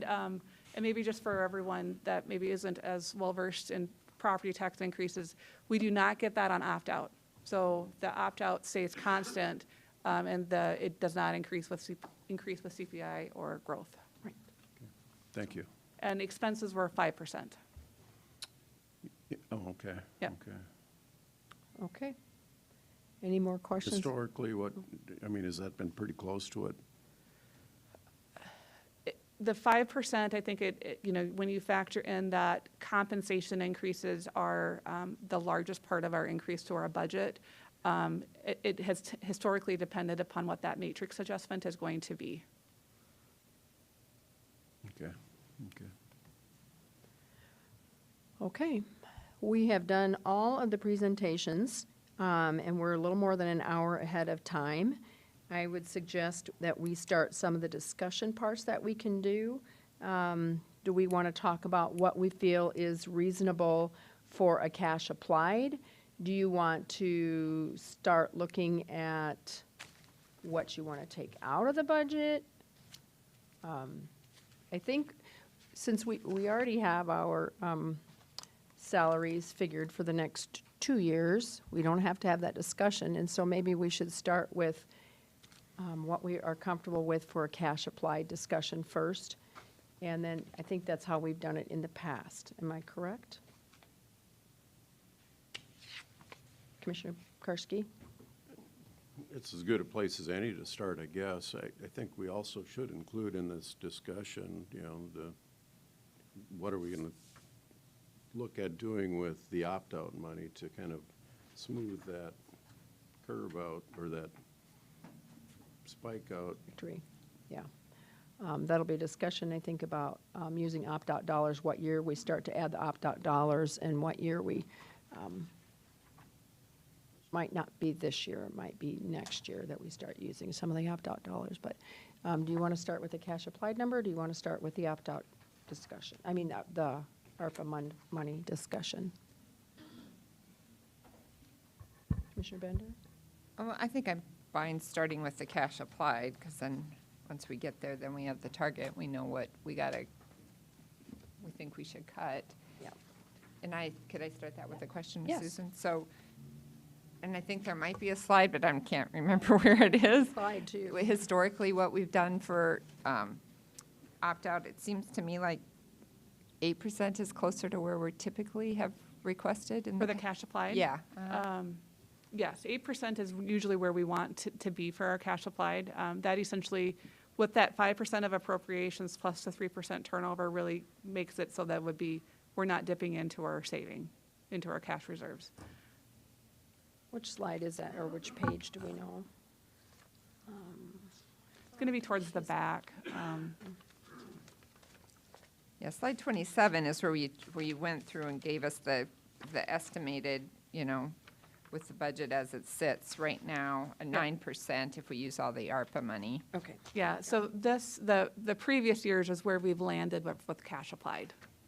So for 2021 actual, we ended up at a 7.8% cash applied. So essentially, we ended up our year at a neutral perspective.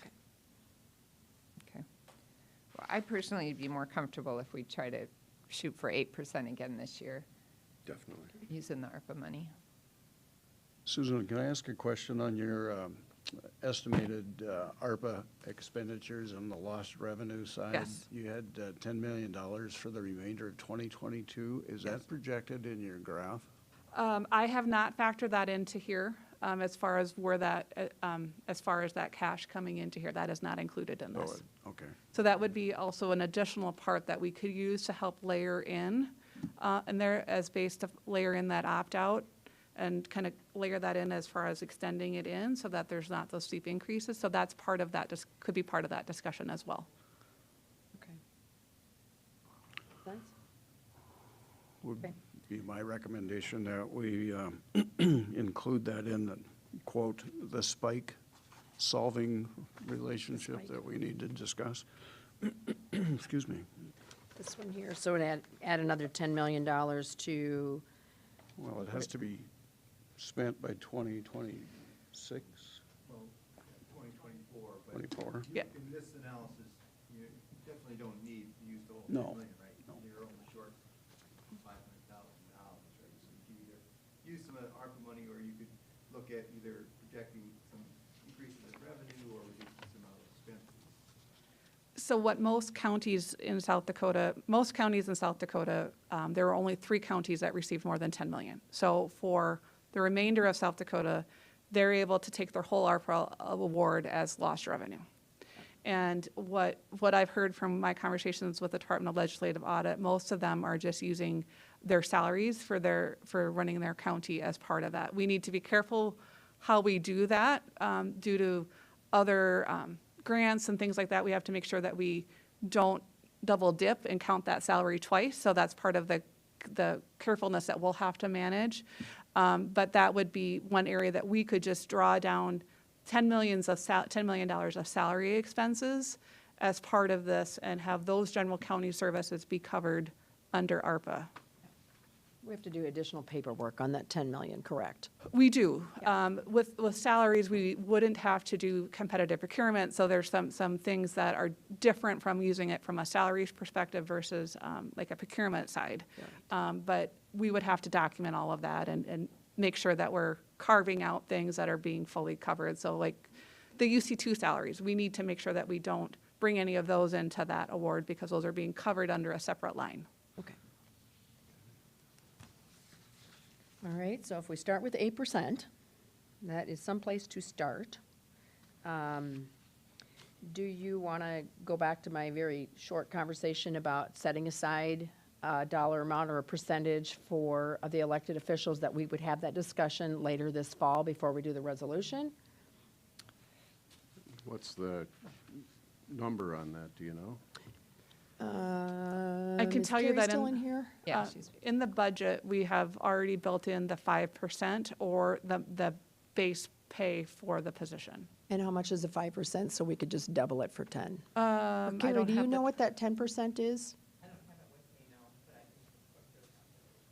And just to be clear, we're talking about 10% for the individuals, the elected individuals that are not going to be new to their position. So we're only talking about 10% for, what is that, 3 people? And that's not for the 2 newly elected officials.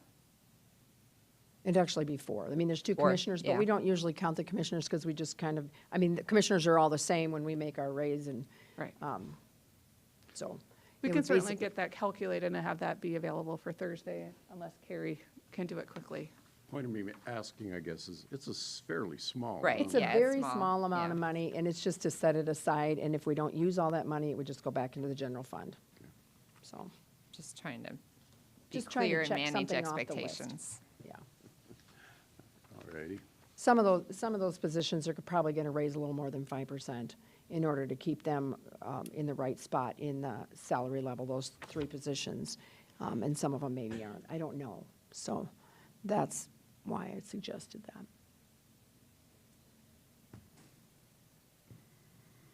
Nope, comes Carrie.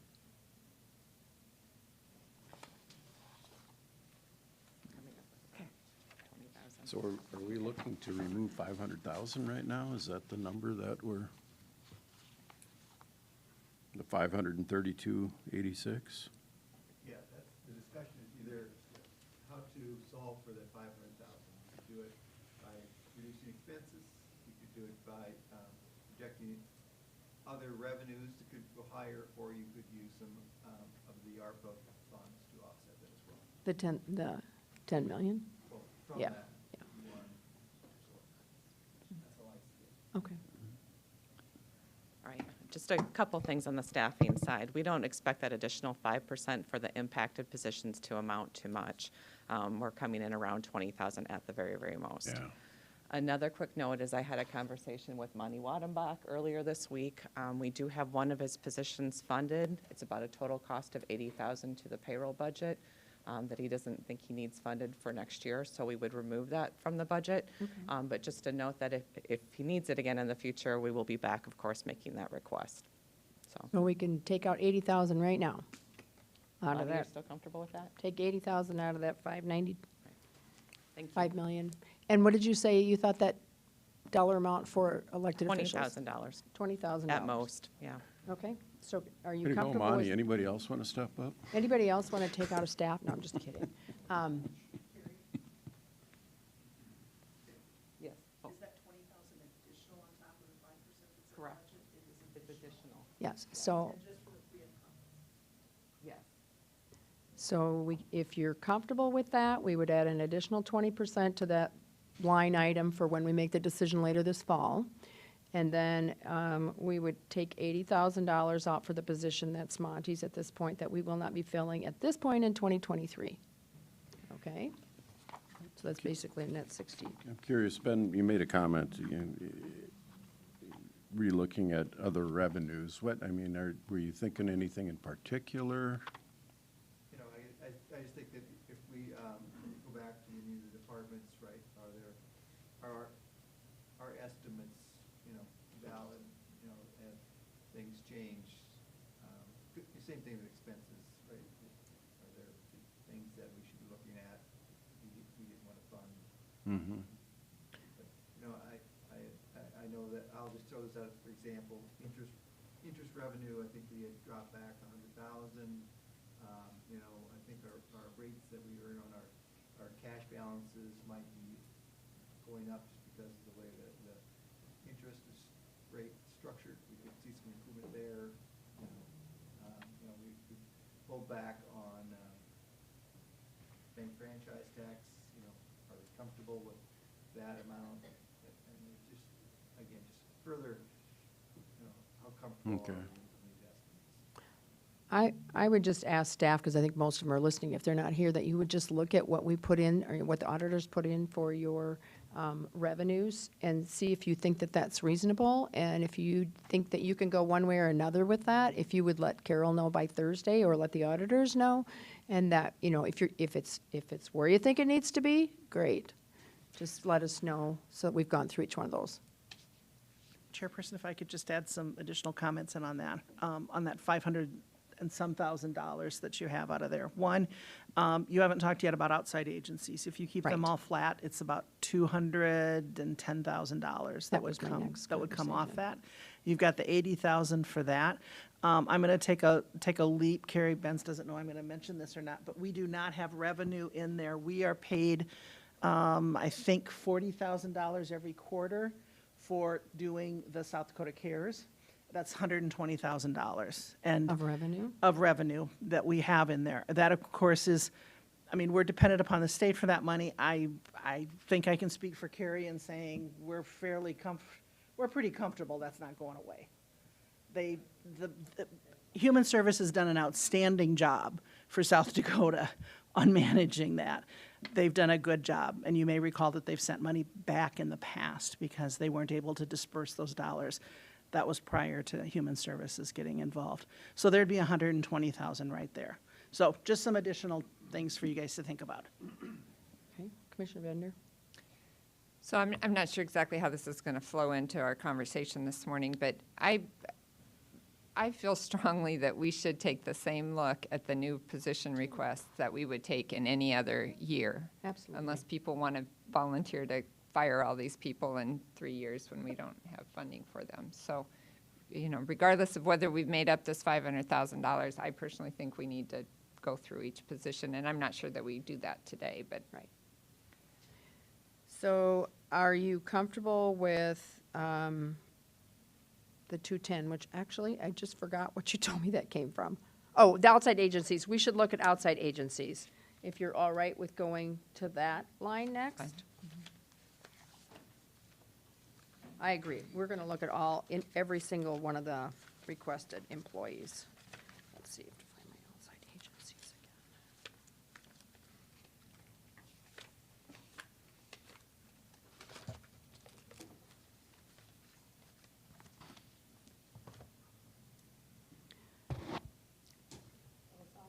again. Behavioral health is going to stay the same. And animal control is going to stay the same. Wait, Southeast Behavioral Health has to move up. Yeah, excuse me. So in the requested, it's going to stay the same. The CCOG is going to stay the same. We're on page 3, Dean, but it's Of close to which the end one? of the Of which, packet. It's very close to the end of the packet. It's the budget requests other, item 3 on the agenda. Preliminary budgets and others. And it's the third page in, or the second page in on that one. Got it. I think so. Yep, got it. So we're on the Fair Association. I would not be in favor of their 250, but I would be in favor of giving them a small increase because of the way this economy is going. To who? The fair. Fair Association, I was just going down the list. I mean, I'd throw out a global, no new increases to anybody. That would be my thought about this. I mean, we're spending quite a bit of money on the fair task force right now. I'm not in favor of providing them additional funding. And until they, come out with a Well, we're done. recommendation, I agree. And, Okay. I mean, they had a great year this year. They, $700,000 in profit or whatever? That's a little high, but yeah, you're right. It was a good year. Okay? Yeah. You want to just look down the list? I mean, ambulances, they were at 165, 450. Are we comfortable with keeping them where they are? There's 3 of them, right? Jasper They're at the didn't make bottom. a There's request, 4. apparently. Yeah, Jasper doesn't request, so there is 3. They're right, currently getting, it's at the bottom of that page, Commissioner Karski. 4 of them, They're yeah. 3 that requested. Right. Okay. And we haven't been paying Jasper because they're in Minnesota. I guess, when it comes to the ambulance services, that'd be one I would consider a small increase to, from 165 to maybe 180. It's at, yeah, they're at 55, 110 each, each Yep. agency.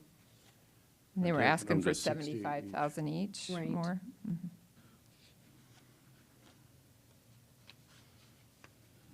I mean, that would be one where I would agree, I'd be willing to fund more for the ambulances.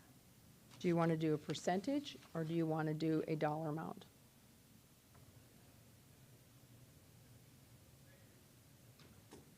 If you did a $5,000 increase per one, you would be a total of $880,450. That's where I'm at. I could live with that. Give them, what was it, 5,000 each? Yep. That's actually what I was thinking too. I was just going to figure out the percentage, but I don't need to. Are you comfortable with that, Dean, Gerald, of making them, do you want to make them an even 60,000 each? Right now, they're at 55, 150, so it wouldn't be exactly 5. I'm comfortable with that. I think we make the adjustments, frankly, at a larger magnitude than going through line by line. But the issue is if we adjust it, bank franchise tax and the interest income tax, investment interest, to match those increases in other agencies, I'm comfortable in making that balance and not mess with the opt-out or the Arpa funds at this point until we get through it a little further. Just to be clear, I think, we probably still need to do some analysis Oh, yeah. on those other, whether it's those mentioned or clean services, we make sure we're comfortable with those, right? My only concern on the bank franchise tax is from my understanding, Great Western Bank is like the second largest Contributor. payer of bank franchise tax for the state, and that's disappeared. I don't think it all disappeared though, did it? We don't know, that's the problem with bank franchise tax, it's kind of a black hole, you can't tell what you're gonna get from there. I'm not sure I followed what Commissioner think- Benega was saying, so I want to make sure I'm following. To raise the revenue for investment interest by a certain dollar amount and bank franchise tax by a certain dollar amount from what the deficits currently show as a decrease to cover the outside agency increases that you've mentioned, is to make it balance. It's going to be a minimal amount, and so I don't have right, and so I don't have a problem with that, because right now we're only talking about raising the ambulance by, less than $5,000 apiece. So it's going to be a minimal amount that we would raise it, so I understand. Do you understand what he means? Yeah, now I do. I just Okay. wanted to make sure I was So following. are you comfortable with $60,000 for each ambulance? Yep. Okay, so you can make that change wherever that is. Yep, so And then- 60,000 even. Yes, for each ambulance, and there's 3 of them. Yep. Is there any other outside agencies that you want to discuss to change the amounts? Otherwise, we'll leave them where they are without any increases. Yes. Gerald? I'm fine with that for now. Okay, so that's what we're doing for outside agencies. They're staying, we're not adding any additional funds in there except for the ambulance and the ones that we're required to at the Yes, top of the list. and the one for that were mandated has already been incorporated into the Okay. number. Those have already been Numbers. incorporated. Okay. Sort of what, maybe roughly what did we end up adding back in? 240,000? I'm penciling out about 208,000. That you'd be able to recap out, but never trust my math. Yeah. My numbers were, we would take the 80,000 out from, Oh, I was just talking about outside agencies. oh, Yeah. okay. And how much was that? And I'm thinking right around 208,000. Can't find that sheet. And that's looking at increasing the fare, the Not the- ambulances, The ambulances. is really the only change that we got done, other than Southeastern, 208? right around that, yeah.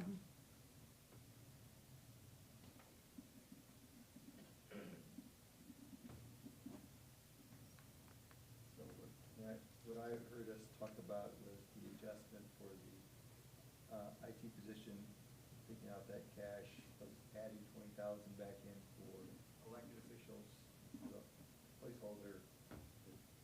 We could add 208,000 for the outside agency to reduce that by that, right? Yeah. That's like 268,000 of the 532. And if you add in that South Dakota Cares position, you've got 120. Which brings you 388. Right. And then,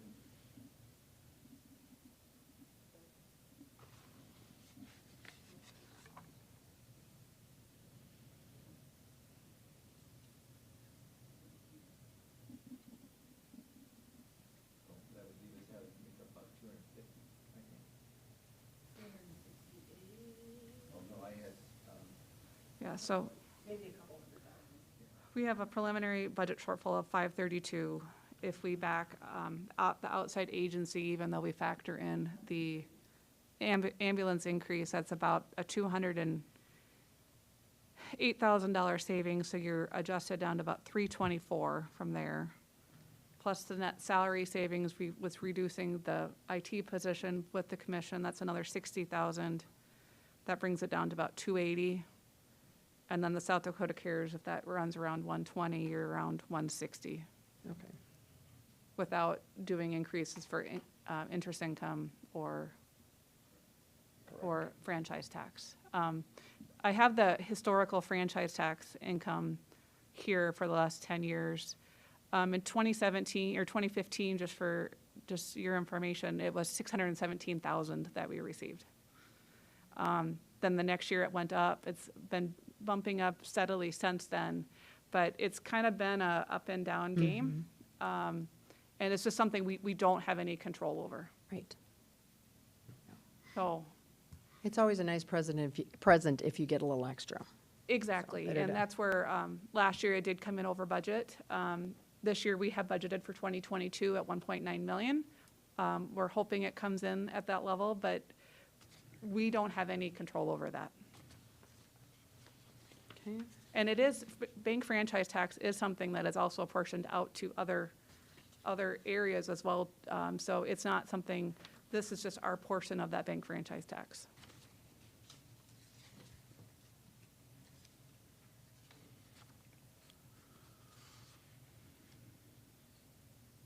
Good with where we are?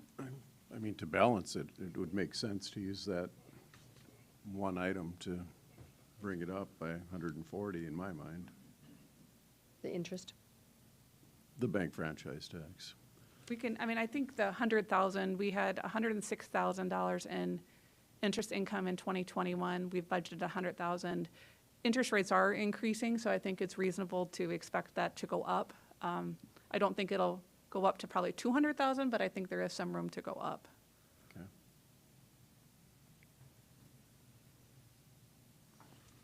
So we could go up bank franchise tax 100,000 and 50,000 or 60,000 on interest income. Okay. And that would, if you're comfortable with that, that would zero out that 500 and whatever we start, 532 that we started with. And then I think the next thing is tackle employees. Yep. Am I correct? Did I miss anything else? Well, I'm as I'm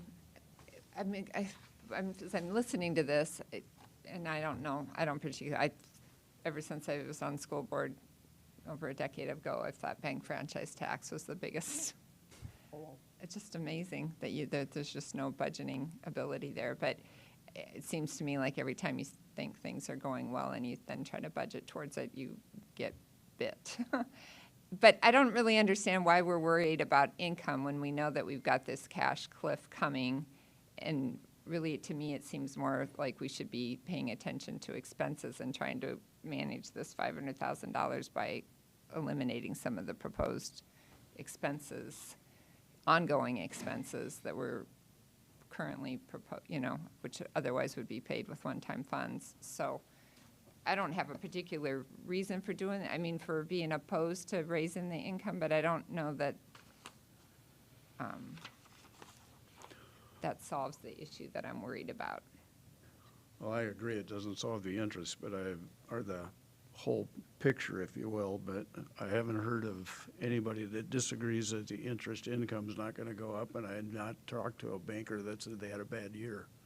So, I don't have a problem with making small adjustments to that. So, I think the bigger issue is obviously the staffing-related concerns. Right. I'm just trying to I'm okay work with through it that. methodically, that if we get rid of that, then we can put that aside, and then we can focus on the things that really make an impact going forward.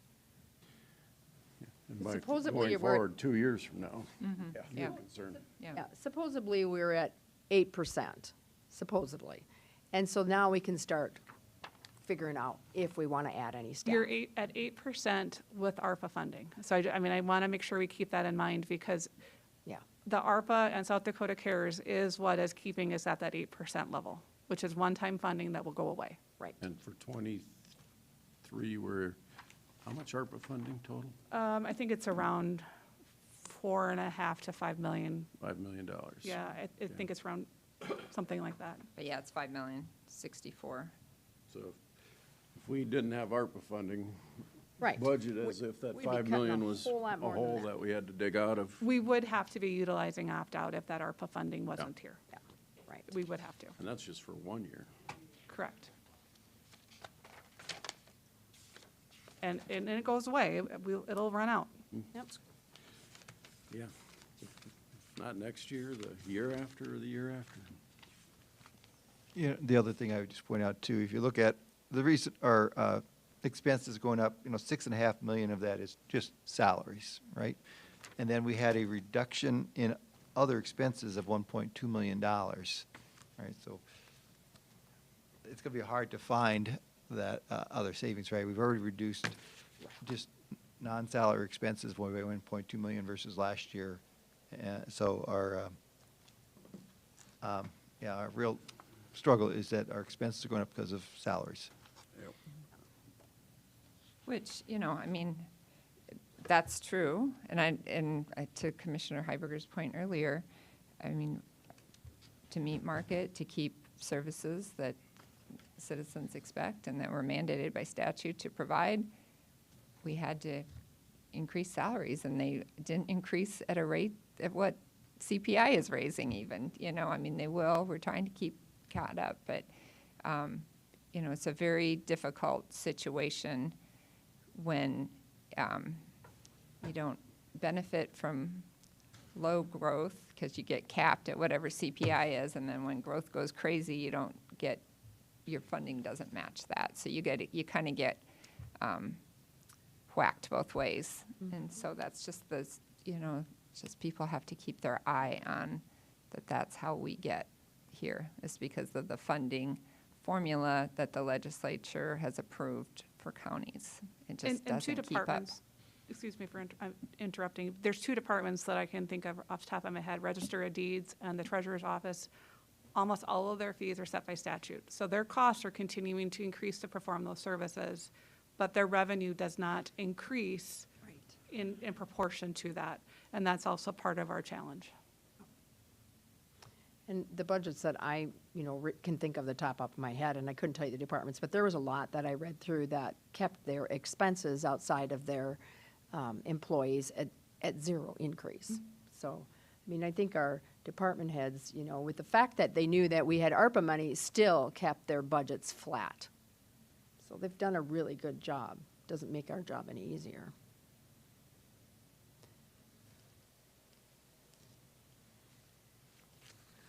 I think our discussion that we have to have going forward is employees.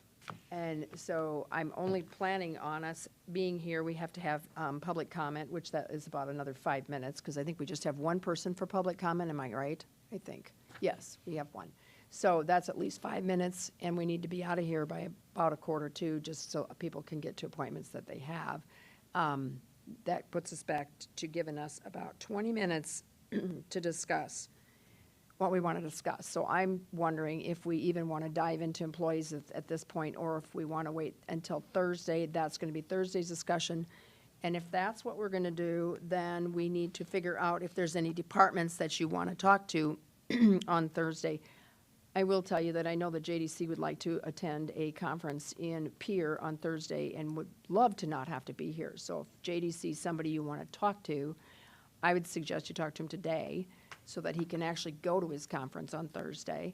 If you don't need to talk to anybody about their budgets or their requests, then I would say we could maybe finish up today and reconvene on Thursday, and it will be an employee discussion, because I just don't think we can dive into that when we've only got maybe 20 or 25 minutes left of this time period.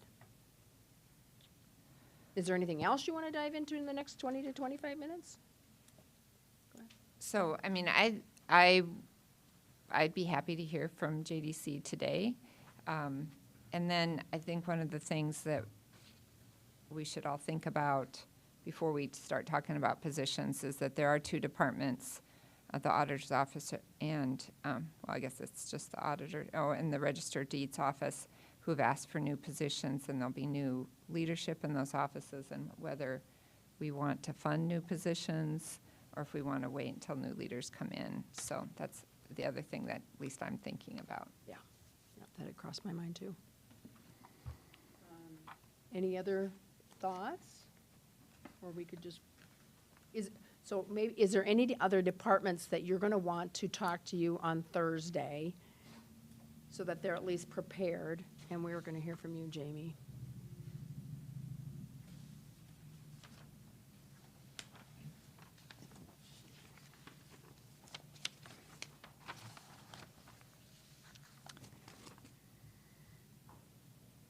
I think anybody who has new positions that they're requesting should be available on Thursday so that we can visit at that time. Yeah. So if you've had a request in, just be available. That doesn't mean you necessarily would speak. The narratives are great, and they give very good detail. So, anything else that you're thinking about for Thursday?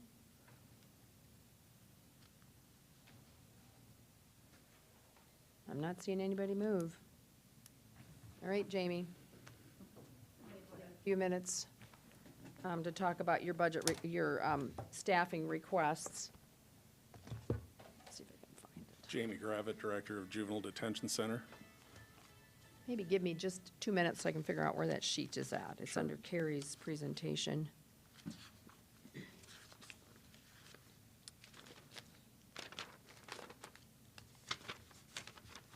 Susan, can you put the staffing requests up there?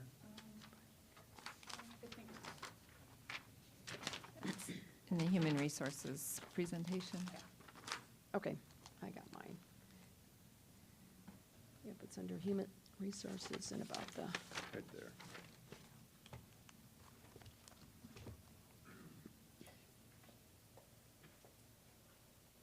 all right, Jamie, thanks. Ready?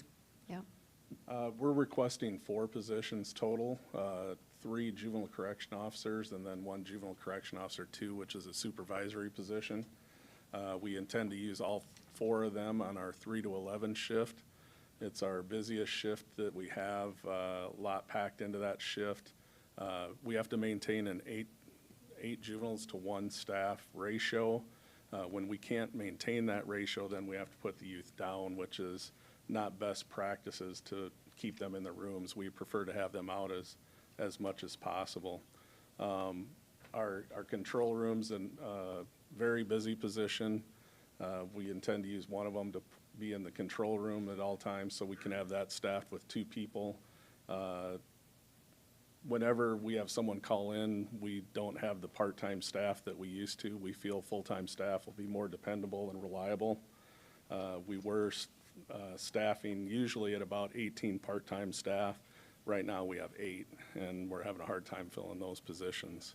You know, that's the main reason we're asking for these positions. What type of reduction in your budget would you have if you reduce those part-time staff? We That's one of would- your comments. We would reduce our part-time budget by probably one of those positions. The equivalent of 1? Okay. okay.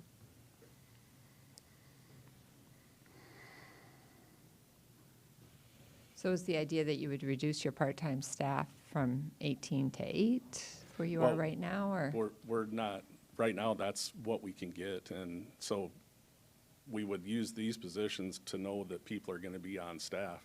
Right now, if we have someone call in sick, we don't have those part-timers available to pull in because we're using them to support our staff throughout other days of the week, and we're limited on the hours we can use our part-time staff per week.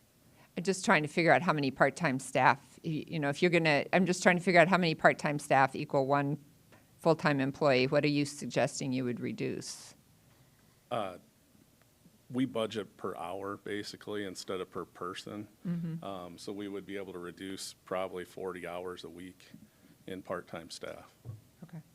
Which, a part-time person works how many hours a week? We're limited to 24 hours a week per part-time staff. Okay. Okay. So basically, that would eliminate the eight part-time ones that you're already not able to fill, part-time staff. You can't fill them anyway. Right.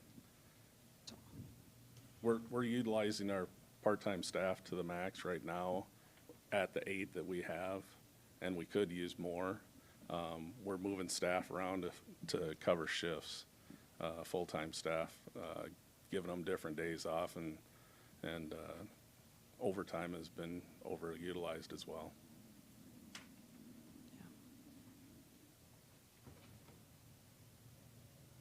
And the difference between a 1 and a 2?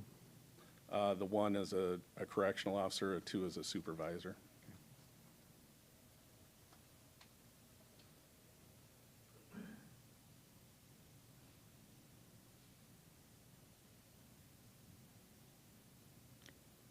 Maybe I missed it, but can you just explain why you need the supervisor position to address the problems you just mentioned? The evening shift is, like I said, a very busy shift. One of the responsibilities of a supervisor is passing meds.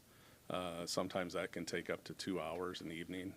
And passing meds, it's good to have at least 2 supervisors on a shift on the evening shift. Right now, there's days where there's only 1, and this would help cover to where we have 2 supervisors on that shift throughout the week.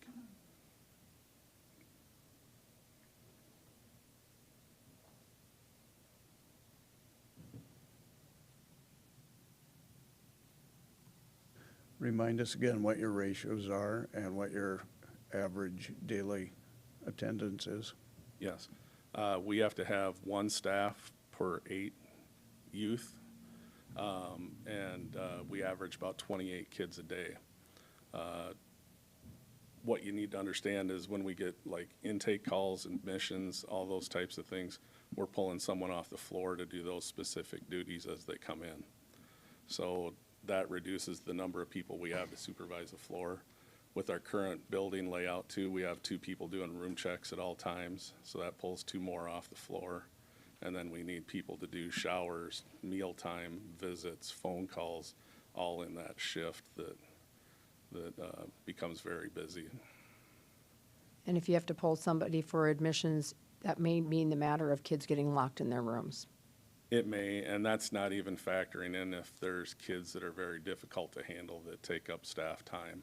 That's one of the big things that puts kids in their rooms is if we have to respond to a mental health crisis or a behavior crisis, then we have to put the kids down while we handle that. We feel with the more staff, we'd be able to handle the crisis and keep kids out of their rooms at the same time.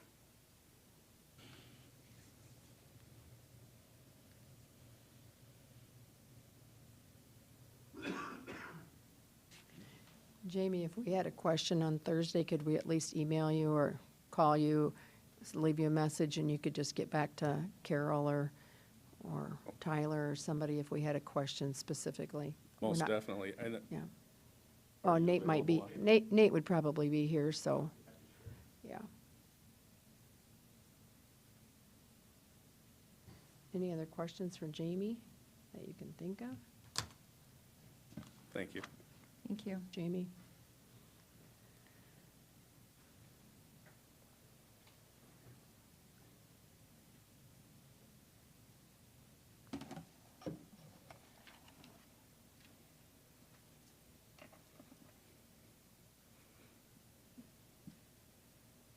Did you have comment, Carol?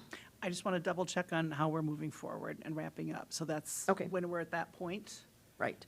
I think we're at that point. So, outside agents, I don't think there's any request for any outside agencies on Thursday. Department heads are just on notice if they have a staff request in that we could talk about.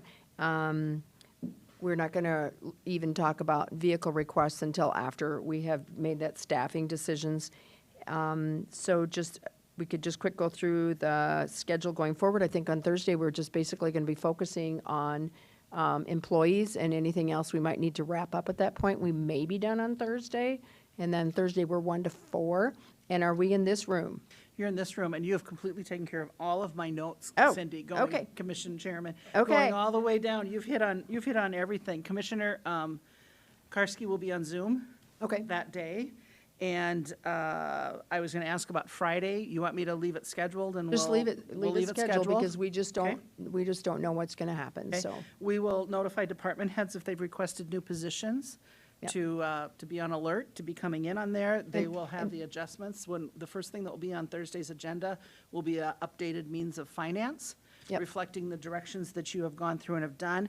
Did you want anybody to come in to talk about fees at all, or just? No, I think that that's a conversation that's going to happen in the future. I don't think, it's not going to make a huge impact on our budget right now anyway, and we can work on that after, July, August, and September. We can be looking at fees in October. I just think it's directive for them to look at their fees and see if there's anything that's reasonable to Okay. change. I think that gives us direction to fine tune the agenda. Yep, and I would say to department heads too, if you're busy, you don't have to be here. If we know that we want to talk to you about it, we can have somebody quick call you, or if you're online, we'll just say, get over here. So with that, and your important dates are down there just for our viewing audience or whatever. July 26th is the adoption of the provisional budget. September 6th will be a statutorily required public hearing on our budget, and the 27th will be final adoption of our budget. So now public comment, and I know Mr. Christensen has something he would like to say.